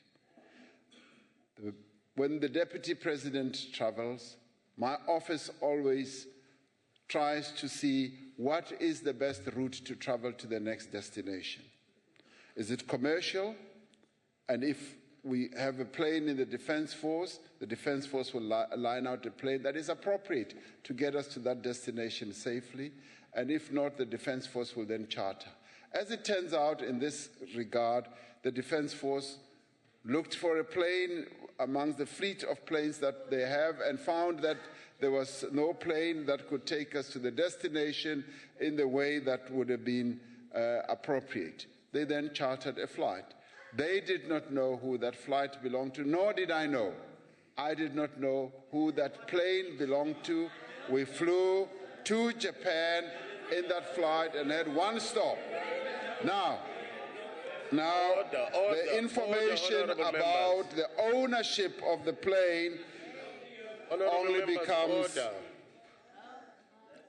only comes out much later. Now, let me say that what we always seek to do is to find the most cost-effective way of taking us to whatever destination. And that we will continue to do, make sure that taxpayers' money is saved. And in this case, it so happened that because of the commitments that we had and a number of other engagements that we had, the best way to travel was to have a plane chartered. Now, that is the reality. You believe it or not, but that is what we can put out there honestly and openly, and in the end, it is the truth and the reality. Thank you very much, Mr. Chairman. Honorable members, no. We are done with supplementary questions. And I must just make the point. Let me just make the point, honorable members. We appreciate the fact that the President was able to take the question. But may it not be a precedent where new questions will then come in that are irrelevant to the principal question. Yes, I will definitely try my best to protect that. We shall now proceed to the next question by Honorable Ntebe to the Deputy President. Honorable Deputy President. Mr. Chairperson, during my visit to Lesotho on the 30th and 31st of July this year, I had the opportunity to brief a number of stakeholders in Lesotho on the decisions that were taken by the double troika of SADC in Pretoria on the 3rd of July. This included the decision to set up a commission of inquiry, primarily into the circumstances surrounding the death of Brigadier Mahau, previously Lieutenant General of the Lesotho Defense Force. I met with the government of Lesotho, the leadership of the opposition parties, the Council of Churches, as well as the Council of NGOs. All stakeholders have welcomed the establishment of the Commission of Inquiry as they believe that it will help them in coming out with the truth of precisely what happened around a number of issues. The Commission will allow for an in-depth investigation into an incident that deeply affected the people of Lesotho. It should provide insight into the challenges facing the security forces that will be useful in determining a way forward. All stakeholders remain concerned about the long-term political and security stability of the kingdom. They express their appreciation for SADC's interventions. In addition, I formally presented the stakeholders in Lesotho the final report of the SADC Observer Mission, of which I was the facilitator. This report had been tabled at the SADC Double Troika Summit in July and included recommendations for the Kingdom of Lesotho to consider effecting constitutional and security reforms. The summit adopted the report and urged the Kingdom of Lesotho to adopt the recommendations. The report was welcomed, as I said, by all stakeholders. A subsequent SADC Troika Summit was held in Gaborone on 16th August, and it agreed that there is still much work to be done to achieve long-term political and security stability in Lesotho. This summit discussed the terms of reference of the Commission of Inquiry and decided to reaffirm the terms of reference as adopted at the summit held in July. The summit also urged all stakeholders to adhere to these terms of reference. In addition, the summit considered a preliminary report of the Commission. The summit decided to extend the Commission's life by an additional 30 days to allow it to fulfill its mandate. In other words, to its original 60 days, it will have another 30 days added. As we speak now, the Commission has already commenced its work in Maseru. Once the Commission of Inquiry has finished its work, the work towards necessary constitutional reforms to be facilitated through the various structures that will be set up will proceed. The people of the Kingdom of Lesotho are yearning for lasting peace and stability in their country. They recognize that stability is indeed a precondition for growth and development in their country. It is for this reason that the leadership of SADC and the government of South Africa are firmly committed to helping the stakeholders in Lesotho to chart a new path towards peace and prosperity, and we believe that it is possible for the people of Lesotho to have peace, and we shall be helping them to reach out to peace and stability. Thank you, Mr. Chairperson. Thank you very much. Honorable Ntebe, do you have any supplementary question? Yes, Chair. Thank you, Deputy President. You are leading us very well, including the opposition parties here.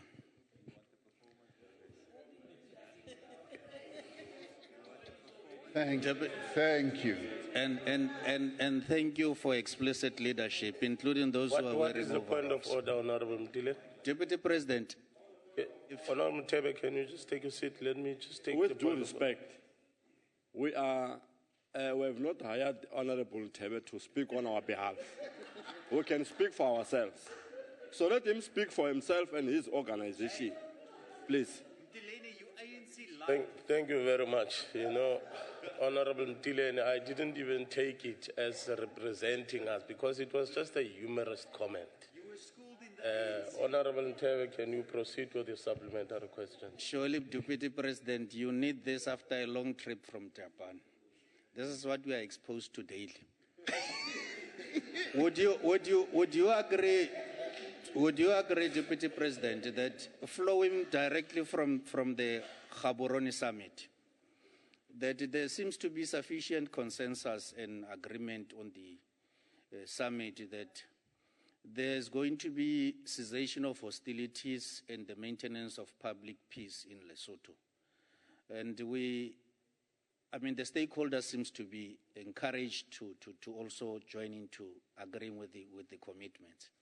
Would you agree with me if I say such would be seeking to bring about lasting peace in the country of Lesotho for us to be able to see that maintenance of public peace and cessation of hostilities? Thank you. Thank you. Thank you very much, Deputy President.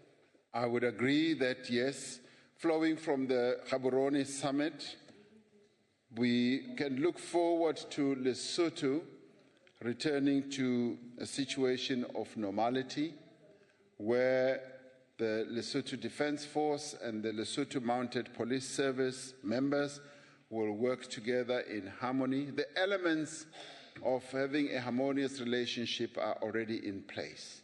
All they need to do is to go beyond the Commission of Inquiry, a Commission of Inquiry which in many ways is going to assist them to find each other, to actually also find out the truth about what happened in the past, and in a way that should then possibly be their own truth and reconciliation type of process, where after finding out what the truth of those events that led to the death of Brigadier Mahau and many other processes, including the reappointment of Lieutenant General Kamudi, and how the Lesotho Mounted Police Service and the Defense Force are relating to each other, they will be able to then embrace one another and chart a way forward in a very peaceful way, and that will lay the good ground for constitutional reforms as well as security reforms that must take place in Lesotho, as desired by the leadership of the government, the political parties and NGOs and churches. They all desire reforms that are going to serve them a good purpose to embrace peace and stability. I am confident that Lesotho will finally be as peaceful as they have been in the past. Thank you very much. Thank you very much, Honorable Deputy President. Honorable Matthys. Our mics are always off. Thank you. We have to wait quite a while. Thank you, Chairperson. The Chairperson of the College of Chiefs, I'm saying thieves, oh my gosh. Chairperson of the College of Chiefs in Lesotho has blamed you for the crisis in Lesotho, right? Number one. Number two, then we have your capitalists and your vanguard of capitalism reputation coupled together, and then there's the allegations of you advancing your business interests, both directly or indirectly, there in Lesotho. Now, I know you've denied those allegations and you're not interested in water building, etc., but my question here is this. Why do you remain the best politician to mediate in Lesotho? And actually, why is SADC actually insisting that South Africa must be mediating in Lesotho? Is this the case of the ANC government imposing itself and imposing yourself as the Deputy President, both politically and economically in Lesotho? Thank you. Deputy President. Chairperson, thank you very much, and I'm glad to know, to hear Honorable Matthys saying that all those allegations that she's making have been responded to, and responded to vigorously, because they are denied. And they are a figment of somebody's imagination, and they are all not true. Now, when it comes to South Africa imposes itself, South Africa never imposes itself on any country in the world. South Africa instead is asked, it is chosen, it is appointed to various international tasks in the world. As it turns out, the SADC Commission was chaired by Honorable President Robert Mugabe when it was decided that South Africa should have a facilitator fielded, and I was asked to occupy that position, and I'd like to believe that one did the best that one could. And when I was reappointed, it confirmed that the leaders in the region, and the leaders in the region are well experienced. They have been doing this for years and years. They are highly experienced, very mature. They have vision. They have all that it takes to make sure that there is stability in the region. And out of their wisdom, the wisdom of the presidents of Namibia, Botswana, Mozambique, Namibia, Malawi, who make up the Troika, they decided, Honorable Matthys, that South Africa should play this role. South Africa never chose itself. It was asked to play this role. Thank you very much. Honorable Nyambi. Thanks, Chair. As a permanent delegate from the province where the sun rises, let me be upfront to indicate that TTP, we commend the role that we have played to bring peace in that country. My question is steps and measures that you can elaborate to us that will be followed by SADC to ensure the credibility of the Commission and its recommendation for lasting peace and solution in that country? Honorable Deputy President. Thank you, Chairperson. We have an outstanding judge who hails from Botswana, who is leading the commission, and participating in that commission, Honorable Mateis, are people from a number of SADC countries, including South Africa, including Namibia, including Mozambique. They were all chosen by SADC. They never appointed themselves. So they are participating in this commission just to make the point and stress the point that people are appointed by others. So now they are participating in this commission, and the commission is expected to come out with proposals and recommendations. And it is expected that those recommendations, when reported upon to SADC, are recommendations that will be accepted and implemented. Now, I'd like to believe that those recommendations will be the type of recommendations that will lead to lasting peace. And this lasting peace will be a peace that will be embraced also by the people of Lesotho. So we're looking forward. Honorable Deputy President. Can I anticipate? Honorable Mokoen. Honorable Mokoen.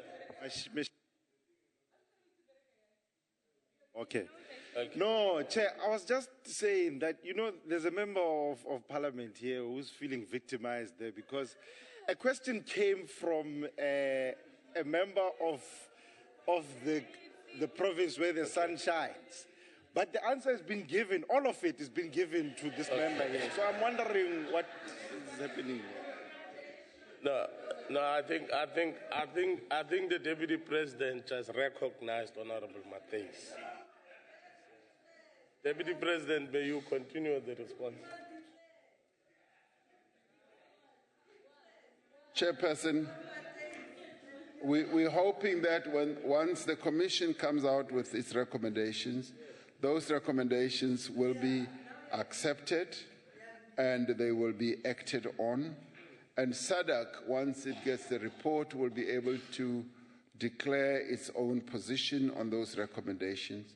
And as it is now, SADC has urged the government of Lesotho to begin the process of implementing the recommendations as it comes to constitutional and security reforms. So already, the government of Lesotho or Lesotho as a whole already has a task to begin the process of embarking on constitutional and security reforms. SADC will be playing, honorable members, a supportive role. In this regard, it will be playing a supportive role because that is what SADC is expected to do. Thank you very much. Thank you very much. Honorable Kaula.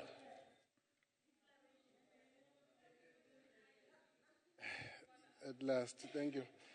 Thank you, Honorable Deputy Chairperson, Honorable Deputy President.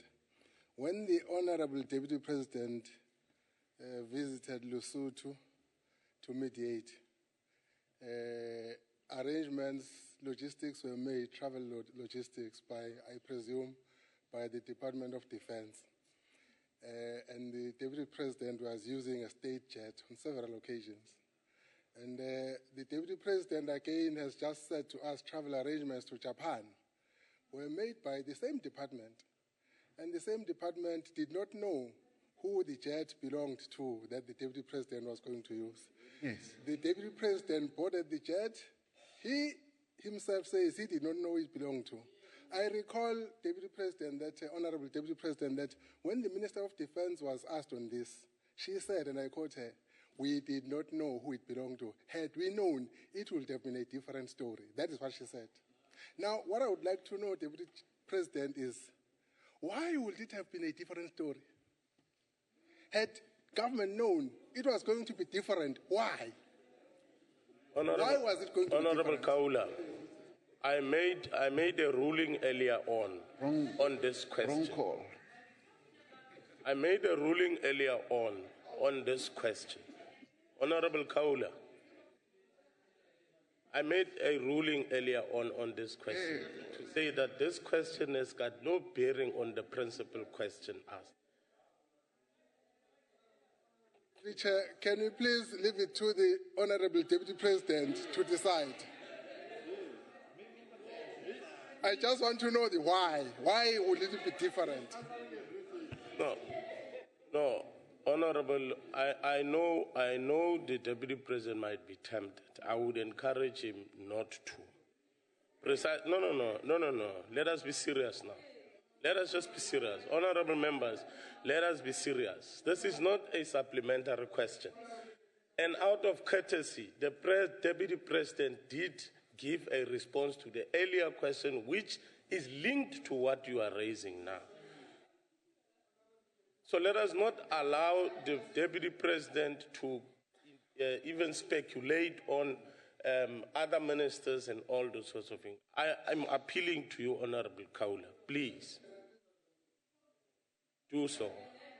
Honorable Deputy Chairperson, all along, ever since we started, you have left the Honorable Deputy President to decide whether he would like to respond to the question or not. It's the first time now that it's your decision, not his decision. Can you please let it be his decision? No, I did say earlier on that whilst I allowed the Deputy President to respond, but let it not be a precedent, I did caution us. Honorable Matthys. You're very inconsistent, and it keeps coming up here. You allow one time, you don't allow the next time. It's very simple. Refer the matter to the Deputy President. Why are you advising him? Matters must come from the House. If we're raising on points of orders, if there was someone who raised it. But you're always intervening when you don't need to intervene. You're always trying to protect the executive. The last time you allowed him, I've heard our chairperson, sometimes she says, I will allow you to answer the question if you want to answer it now, you want to advise. Just be consistent, please, so we can move on. Deputy President, as we proceed, may we just focus on the principal question as put to the presidency. And therefore, that takes us to the point of the next question by Honorable Mokhosi. I'm informed by Honorable Mokhosi, Honorable Mokwena, you'll take the question on behalf of Honorable Mokhosi. No, Chair. I raised my hand, and I believe I'm the fourth person to ask a question to the Deputy President. You are there? I'm the fourth person to speak. No. I had Matthys, Honorable Matthys, I had Honorable Nyambi, and I had Honorable Kaula. And I had my hand before all of them. Honorable members, I wouldn't want for us really. Honorable members, just hold, honorable members. You know, if you had observed, what I've been trying to do is to ensure that all political parties get an opportunity to make supplementary questions. I've been trying my best to say that within these three, let us allow everybody. I don't want to say I've allowed so much, this party X so much or whatsoever. May I be allowed to continue with the session by allowing Honorable Vada, the Deputy President to respond to the question, and then Honorable Vada will come up with a supplementary. Thank you, Chairperson. Significant progress is being made in deliberations under the auspices of NEDLEC on the modalities to introduce a national minimum wage. The NEDLEC social partners adopted what we dubbed the Ekurhuleni Declaration in November of last year, which said there should be a report back on progress in reaching agreement on key issues by July 2015. The Committee of Principals, which was set up, received a progress report on the work of the task team of wage inequality and labor stability last month. The report outlined areas of agreement as well as issues that needed further deliberation. There is sufficient consensus, Chairperson, for example, on the broad definition of a national minimum wage, for it to be referred to the process of legal drafting. The NEDLEC constituencies have agreed that the national minimum wage should be what we call a legal or form a legal floor guaranteed by law, below which no employee may be paid in South Africa. The collective agreements, sectoral determinations, and contracts of employment may not make provision for a wage that is paid to South African working people that is lower than the national minimum wage, but may vary only upwards. Some of the issues that require further discussion include the scope and application of a national minimum wage. 2, the relationship between a minimum wage and other forms of wage setting, such as sectoral determinations or wages that are set at sectoral level. 3, mechanisms for determining a national minimum wage. In other words, how will we go about setting the minimum wage? And 4, the actual level of a minimum wage. Work is already underway to gather evidence through research and investigation to ensure that the national minimum wage is set at a level that has a real and significant impact on inequality and poverty while ensuring no negative effect on demand for labor. The work involved in introducing a minimum wage is quite complex, I have found out, and it is also multifaceted and requires very careful deliberation. The Committee of Principals has nevertheless agreed that this work should be concluded without undue delay. Some of the things that we have done is to hold workshops where we've brought together internationally placed people or experts from a number of countries, from Brazil, from Central African countries such as Uganda and so on, from Germany, from the United Kingdom, and down under in Australia. So we've been putting together quite a lot of empirical data or evidence, and we've had the ILO, the International Labour Organization, also playing a critical role because they have an aerial view of what minimum wages there are globally. So we've taken the trouble to make sure that when we will reach a national minimum wage, we will have trawled various experiences across the globe and the social partners that are involved in this endeavor, they being trade unions from various federations, social, or let me say, non-governmental organizations, government as well as business in all its formations. They're all locked in a process that will finally deliver an outcome on the national minimum wage. We will be meeting shortly again to determine the progress that has been made at the technical task team level, and the research has been commissioned with a number of institutions, universities and research institutions, and they will be coming forward with research results which will be evaluated, and thereafter we will come up with clear proposals. What is clear in our minds is that we've got to move with speed so that we can report back to the President. Thank you, Chairperson. Thank you very much, Deputy President. Honorable Vara.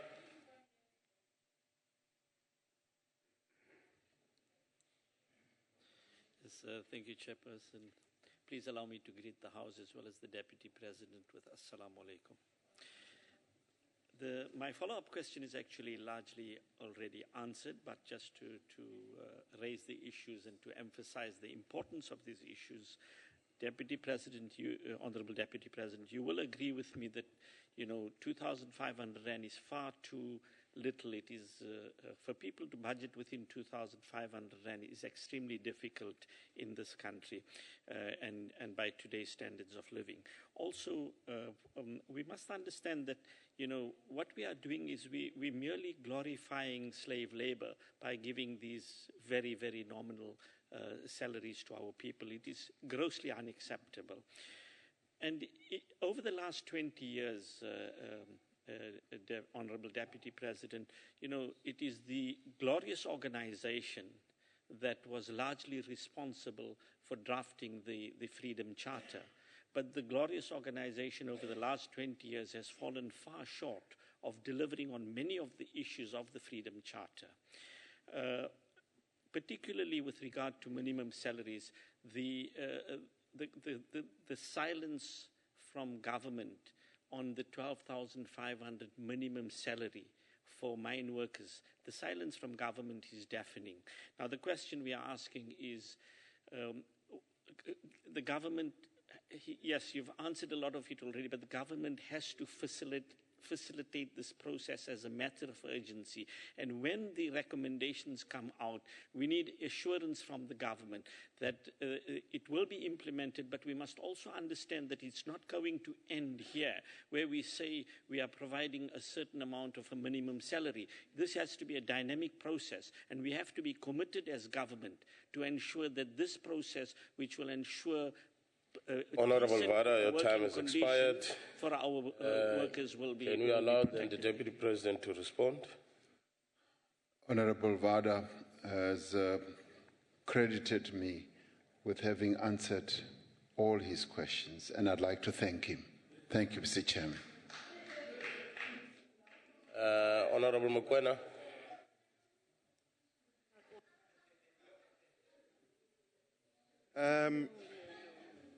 Deputy President, the issue of minimum wage, I think, is one that our country has grappled with for a long time, since 1994. And what is clear is that we've set minimum wages, 2,500, I think was the last one but what we have not done, and the EFF was in Alexandra this weekend to speak to domestic workers. What we have not done is to ensure that it is implemented. And we can talk about domestic workers, we can talk about petrol attendants, and so on and so forth. It's mainly in the lack of commitment by government. If you take a government like Brazil, for instance, which implemented Bolsa Familia or a family allowance, right? What they have done there is to show commitment as a government to the poorest of the poor. Yeah. And in this country, those poorest of the poor are indeed domestic workers and petrol attendants. And I hear an honorable member here saying, but government does not employ domestic workers. How insensitive is that? Yes. Is it possible for government to show commitment to the poorest of the poor, that we will protect their wages? Thank you very much. Honorable Deputy President. Thank you, Honorable Chairperson.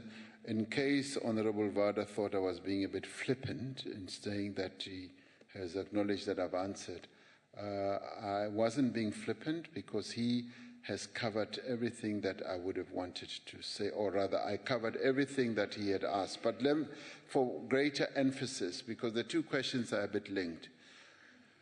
During the process of going through the research as well as engaging with international experts. One of the recurring messages that came through was that the minimum wage really finally works effectively if there is commitment on all sides, not only on the business side, but also on government side, and through regulation and enforcement. Now, that is something that we obviously are going to be focusing on, because once the minimum wage is set, everybody in the country will be expecting that it will be applied. It will be a floor below which no worker should finally be paid. So in the end, it then will behove on everyone to monitor its application. And government will have to do it through one, regulation and evaluation and inspecting whether it is being applied or not. But at the same time, it is the people who are most affected who will then be able to have the tools and the instruments through which they will ensure that government actually takes action against those who do not apply the minimum wage. So that is going to be one of those processes that we are going to get involved in. Let me just say that we have not had a national minimum wage. We've had sectoral wages that are set through determinations. And finally, we are now dealing with an issue that was well articulated in the Freedom Charter. It was the African National Congress, together with its various other allies, that mooted the idea of a minimum wage. And yes, the African National Congress is going to deliver on the issue of the minimum wage. It is committed and determined to do precisely that. It is going to show leadership. Thank you very much. Thank you very much, Deputy President. By all indications, I don't see any other hand for a supplementary question. Honorable Matthys. Thank you, Chairperson. The Deputy President has just said government will deliver, because that's what it does. It has not even delivered on the mining charter that it itself created and is supposed to be implemented. So what reassurances that we have that the poorest of our poor workers, who are like slaves, the minimum wage is going to be implemented? And he can't say that, where the mining charter hasn't been implemented. So the Deputy President must please withdraw that, or at least explain to us that the mining charter has been implemented, because he says government implements everything. Thank you.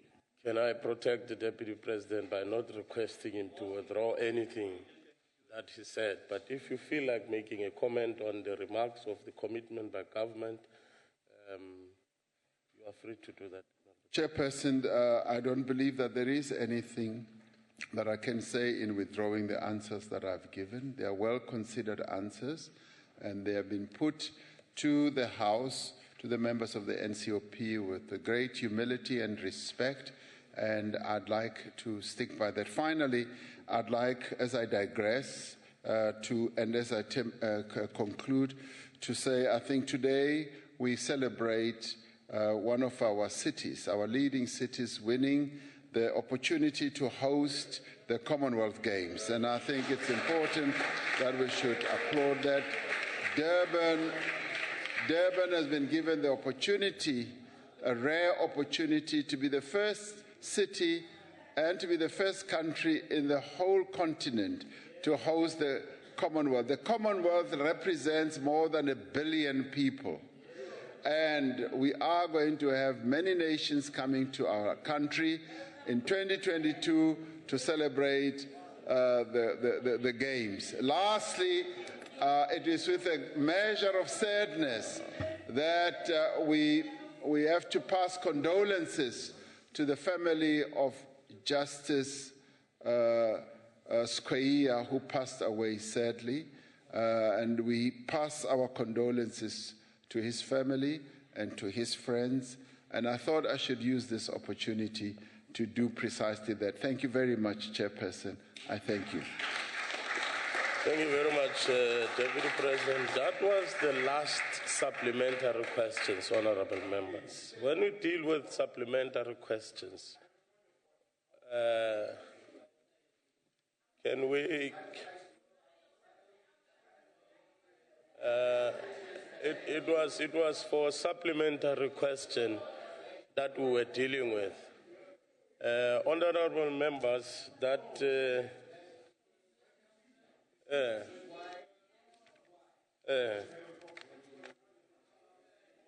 of Parliament to express themselves.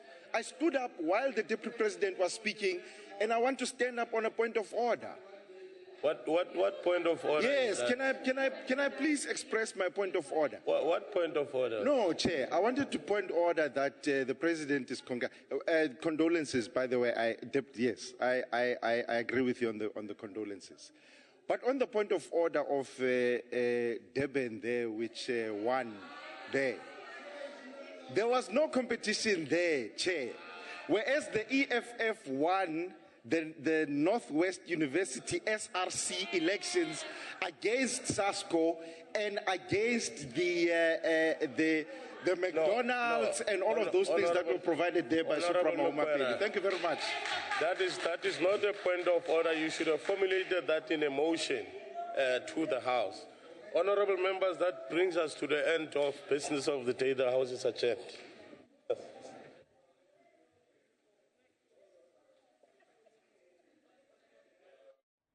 And that was Deputy President Cyril Ramaphosa updating Parliament on efforts to improve the efficiency of key state-owned enterprises like SAA, Eskom and the Post Office. We'll have more news after the break.